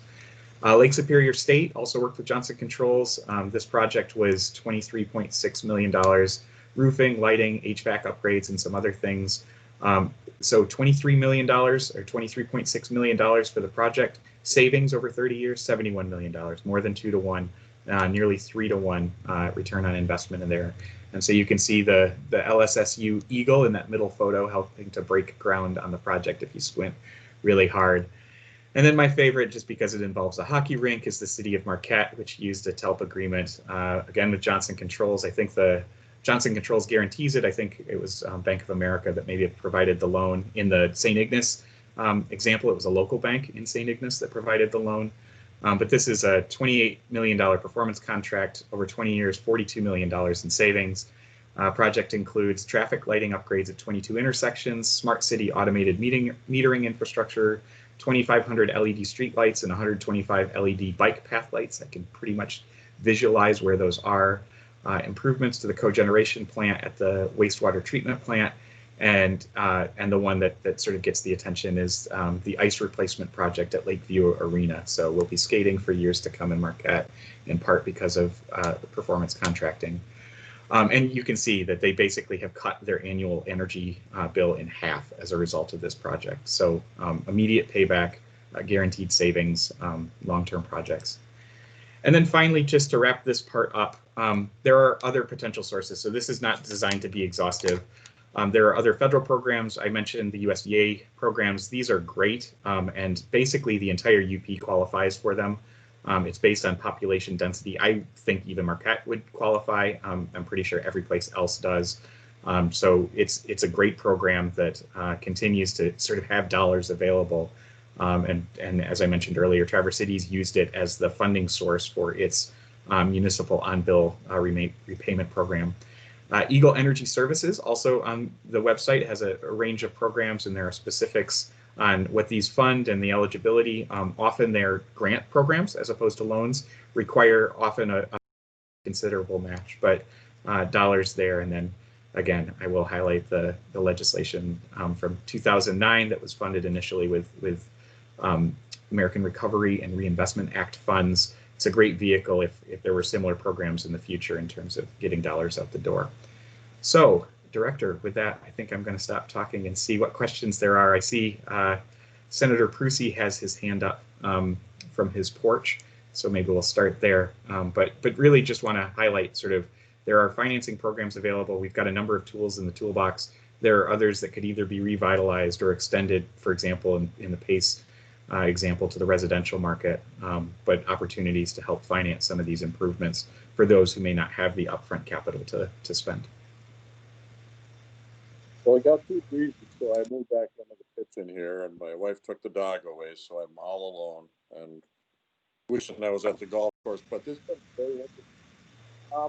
The PACE loan, what are the interest rates you're working with the banks? And do they build in a return on there that's the standard interest rate, or are they negotiated? I'm having trouble. I think I heard you, Senator. Are you saying, is there a standard interest rate for the Michigan Saves loans? Are they negotiated? Did I catch that, or? Yeah, I was wondering if there's a minimum, maximum. How do they set the rates, the interest rates? So I think there's a pretty standard one that's something like 4.9%. I think there are places where there are changes, and again, this is one of the reasons that they can do below market for these unsecured loans, is because they provide a backstop. If there were defaults, it comes out of that, and it gives the lenders more certainty so that they can then sort of adjust the risk of the loan portfolio accordingly. I think that Todd O'Grady is on this call, and so Todd, if you have a better answer than that, feel free to jump in. Sure. Thanks, Chairman. Excellent. So our current interest rate for the residential program is around just under 5% on average. We can go as low as 4.25, and we can finance up to 15 years on the residential program. Just this morning on the commercial side, I financed a car wash in Negaunee for 0% through Semco. Excellent, and a great timely example. Yeah. Yeah, with the amount of salt that's going to be on the road, I have to hit the car wash quite frequently. Well, hopefully they're passing those savings on to you. Probably not. Thanks, Todd.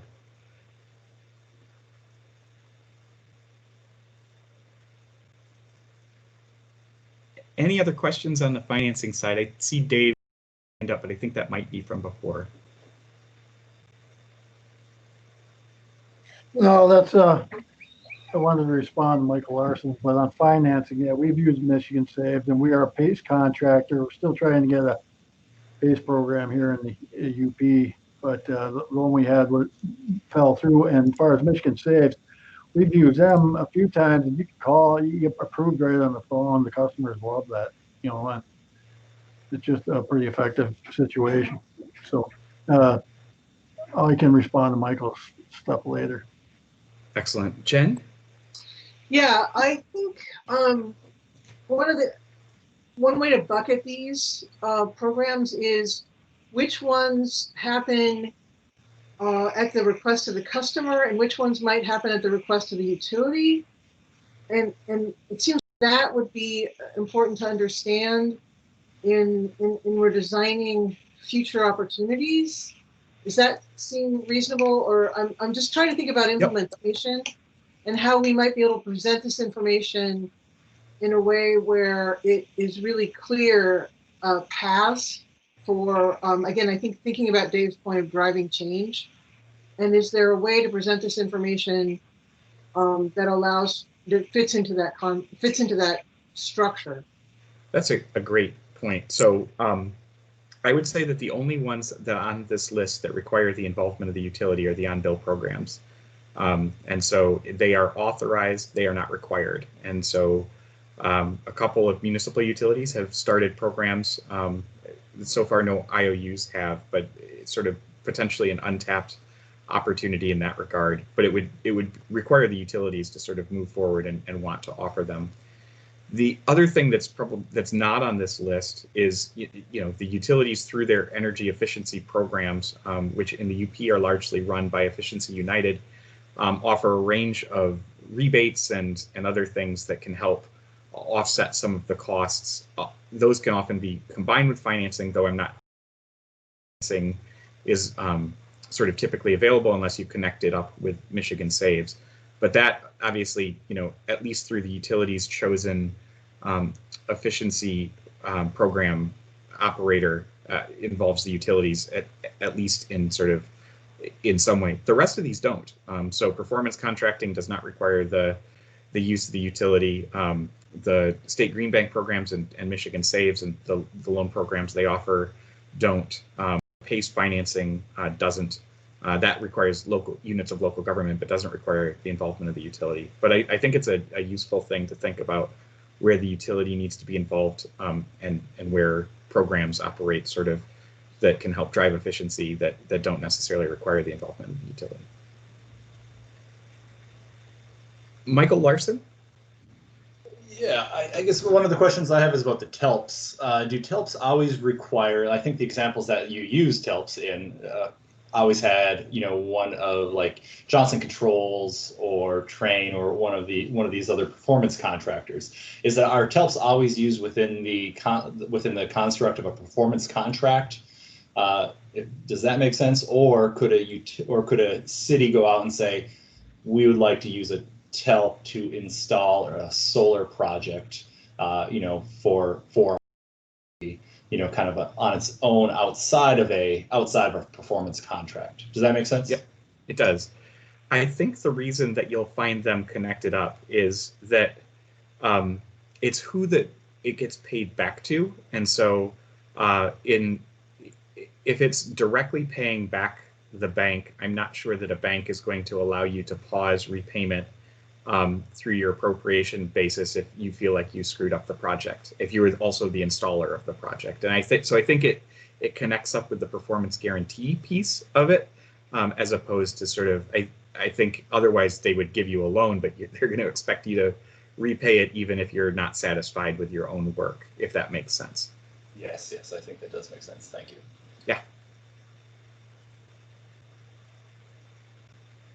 You gonna call on me? I'm sorry, I didn't see your hand. Director Clark. Well, thank you for calling on me, Chairman Scripps. So I was thinking about just sharing, I'm sorry, I'm on a broadband kick today, and how that type of connectivity is necessary to enable a lot of other types of connectivity. And I had conversations with USDRD in the past about taking advantage of their REAP dollars in the areas of the state where we can use those dollars. When we use it to deploy, if we were to use it to deploy systems like programmable thermostats, demand response, things like that, that obviously fall into the energy space, in order to do them, you have to have, again, that internet to support it. And so you can use the USDA-RD dollars through the REAP program to deploy those energy services and get the broadband backbone at the same time. I think that would be really interesting in some areas of the state where that might be something that could really kind of leapfrog forward that type of technology by coupling it. So anyway, I was pretty intrigued to hear that you could do that and just wanted to mention it.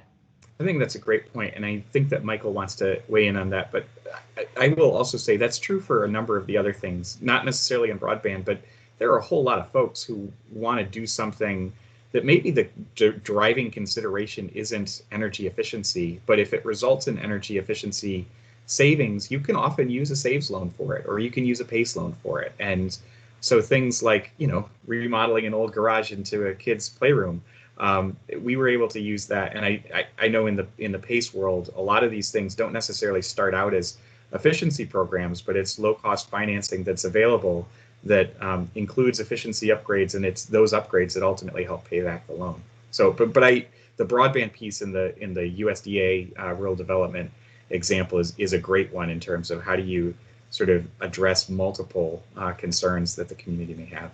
And Michael, I don't know if you want to respond to this or if you've got something else. I just wanted to add something about broadband. Is that some of the folks in the MECA group, you know, I see Art Thayer's on, you know, some of their utilities like Midwest and some others have been expanding broadband connection, you know, through as a utility service.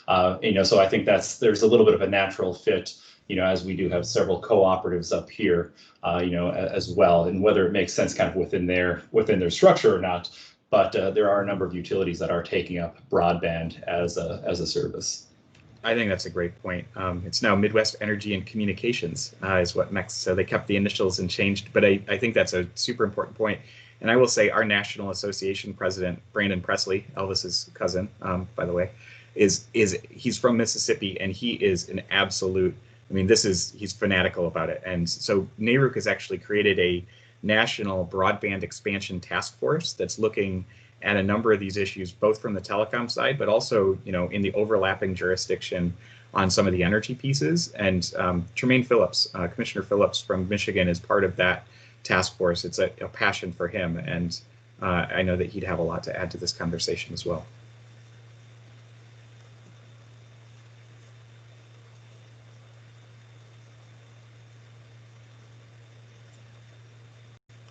Wow, we're slowing down.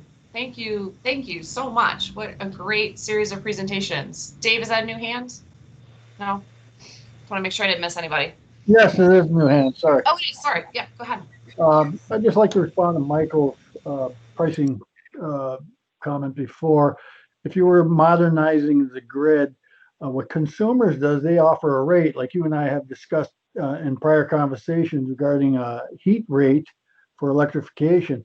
You can do the same for participation in demand response programs. They'll offer you a special rate if you participate, because not everybody will be willing to participate. So they can offer different rates for that.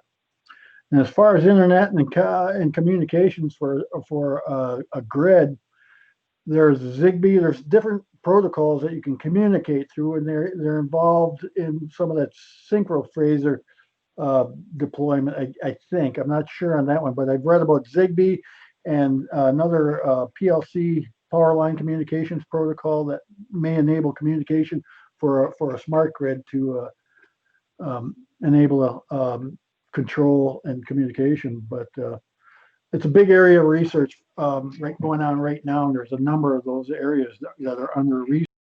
Demand response seems to be ahead of everything else as far as the distribution and transmission area, as far as research on new technologies. That's all I got. Thanks. Thanks, Steve. Oh, Jen.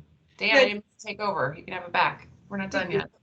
That prompted me to think about something that we actually addressed or talked about at our very first meeting, which is the question of seasonal homes and where that falls in this, because that now that we're looking again at a comprehensive approach, that seasonality, I think, would also be a critical factor.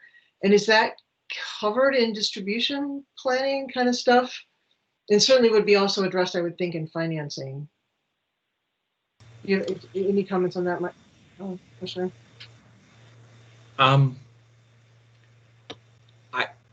I think it's an issue, and I think so. The only example that jumps to mind on it is that NEC actually, I think, or maybe it's Great Lakes, one of the cooperatives, recently did some rate design work where they increased their fixed charges as a way of trying to capture the number of homes in their territory that were in fact seasonal homes, where you were never going to get the revenue back on a volumetric basis because it was because the consumption was very low. They're not used a lot, sort of by definition, and so they added a higher charge. I think that's one of the things that we may look at as part of the rate design study that the Senate has requested. They've asked for a number of things, including demand charges, standby charges, fixed charges, minimum bills, et cetera, and try and get a sense of the state of play and best practices across the country. We haven't specifically focused on seasonality at this point in terms of how to view those types of things, but it is, at least there's examples in Michigan from non-commission regulated utilities of trying to use fixed charges to address some of those things.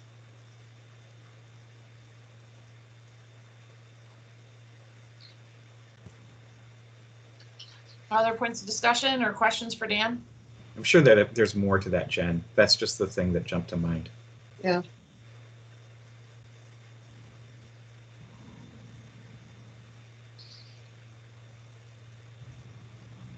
All right. Excellent. Off the hot seat.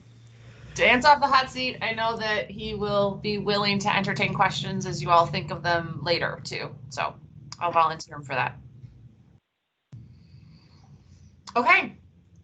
Thanks. That was really good. I took a bunch of notes and I suspect others did as well. So good overview and really good depth. I'm going to stop sharing because I forgot I was. Okay. So now we're at the point of our agenda of public comments. Look at that. We are even like smack dab on time. So it's 3 o'clock. And as of earlier today, we hadn't received any formal requests for public comment or any written requests, but you certainly can raise your hand if you're interested in giving us public comment right now. That would be probably the easiest way to do it at the moment. Or just unmute yourself and let us know you want to talk to us, and I'd be happy to give you 3 minutes and the floor can be yours. Otherwise, we can continue on. So do we have anybody that is interested in giving public comment today?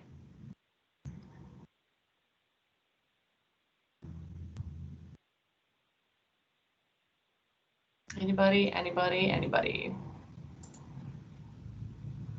All right, I'm going to keep it. Oh, I hear somebody. Hi, go ahead. Good afternoon. This is Rich Vanderveen. I just wondered, from your perspective, if President Biden takes office in January, what will that mean for the state of Michigan, especially as part of his energy and climate plan?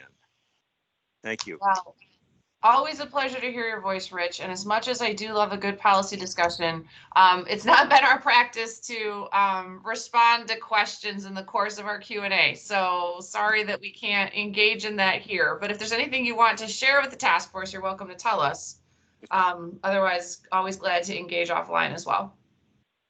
Simply put, thanks to each of you for your good work. It's great to be thinking ahead.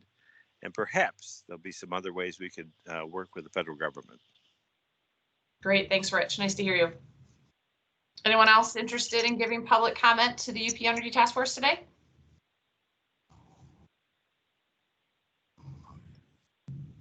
All right, I'm going to keep us moving along.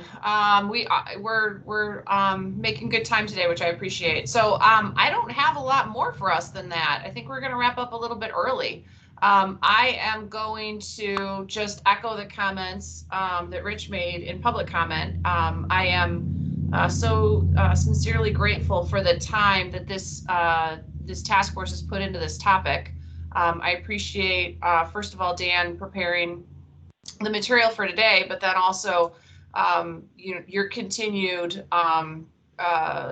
graciousness with your time in order to have these discussions, prepare for these discussions, and keep us moving forward. So we will be back to you soon over email with agenda material for the December 15th meeting, and then also minutes from the last meeting and minutes from this meeting. And then we'll also be in correspondence over email to get a couple of dates on the calendar for early 2021.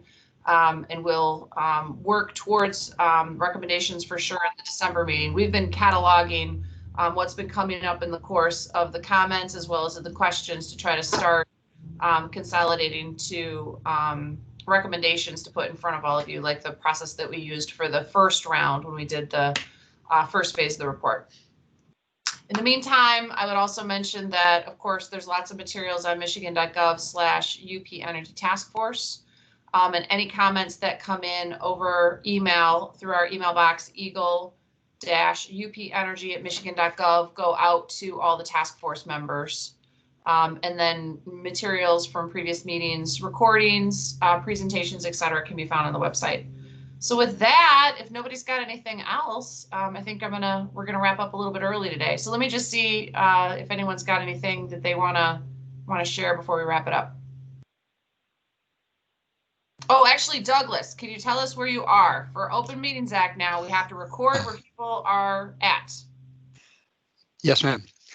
This is Douglas Jester, and I joined the meeting from East Lansing, Michigan. Thank you, sir. All right. With that, I think we're all set. Thanks Director. again, Dan. Oh, yep. I hear somebody.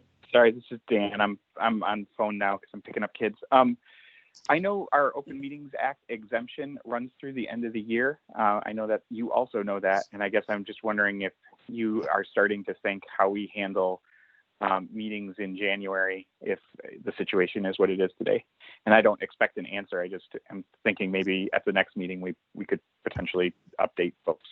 Yep, that's a really great point. And had regular conversations throughout these meetings. You know, our COVID numbers are not looking great at the moment. I gotta say, while the UP was going up for a while, it looks like you guys might be getting things under control. Fingers crossed. I continue to be watching hospitalizations as one of the things that I think is really critical for all of us. And, you know, I guess all I'd say about that really is wear your masks. But James, do you have thoughts on Open Meetings Act? Yeah, the legislation that passed gives us authorization through 2021. So we're all set there. Oh, sweet. James coming in with the win. Thank you. All right. Anybody else? All right. We're going to give you some time back on this beautiful Friday afternoon. So go outside. Thank you. Thanks, everybody. Great job. Really appreciate your time. Bye-bye. Thank you. Thank you. Bye-bye.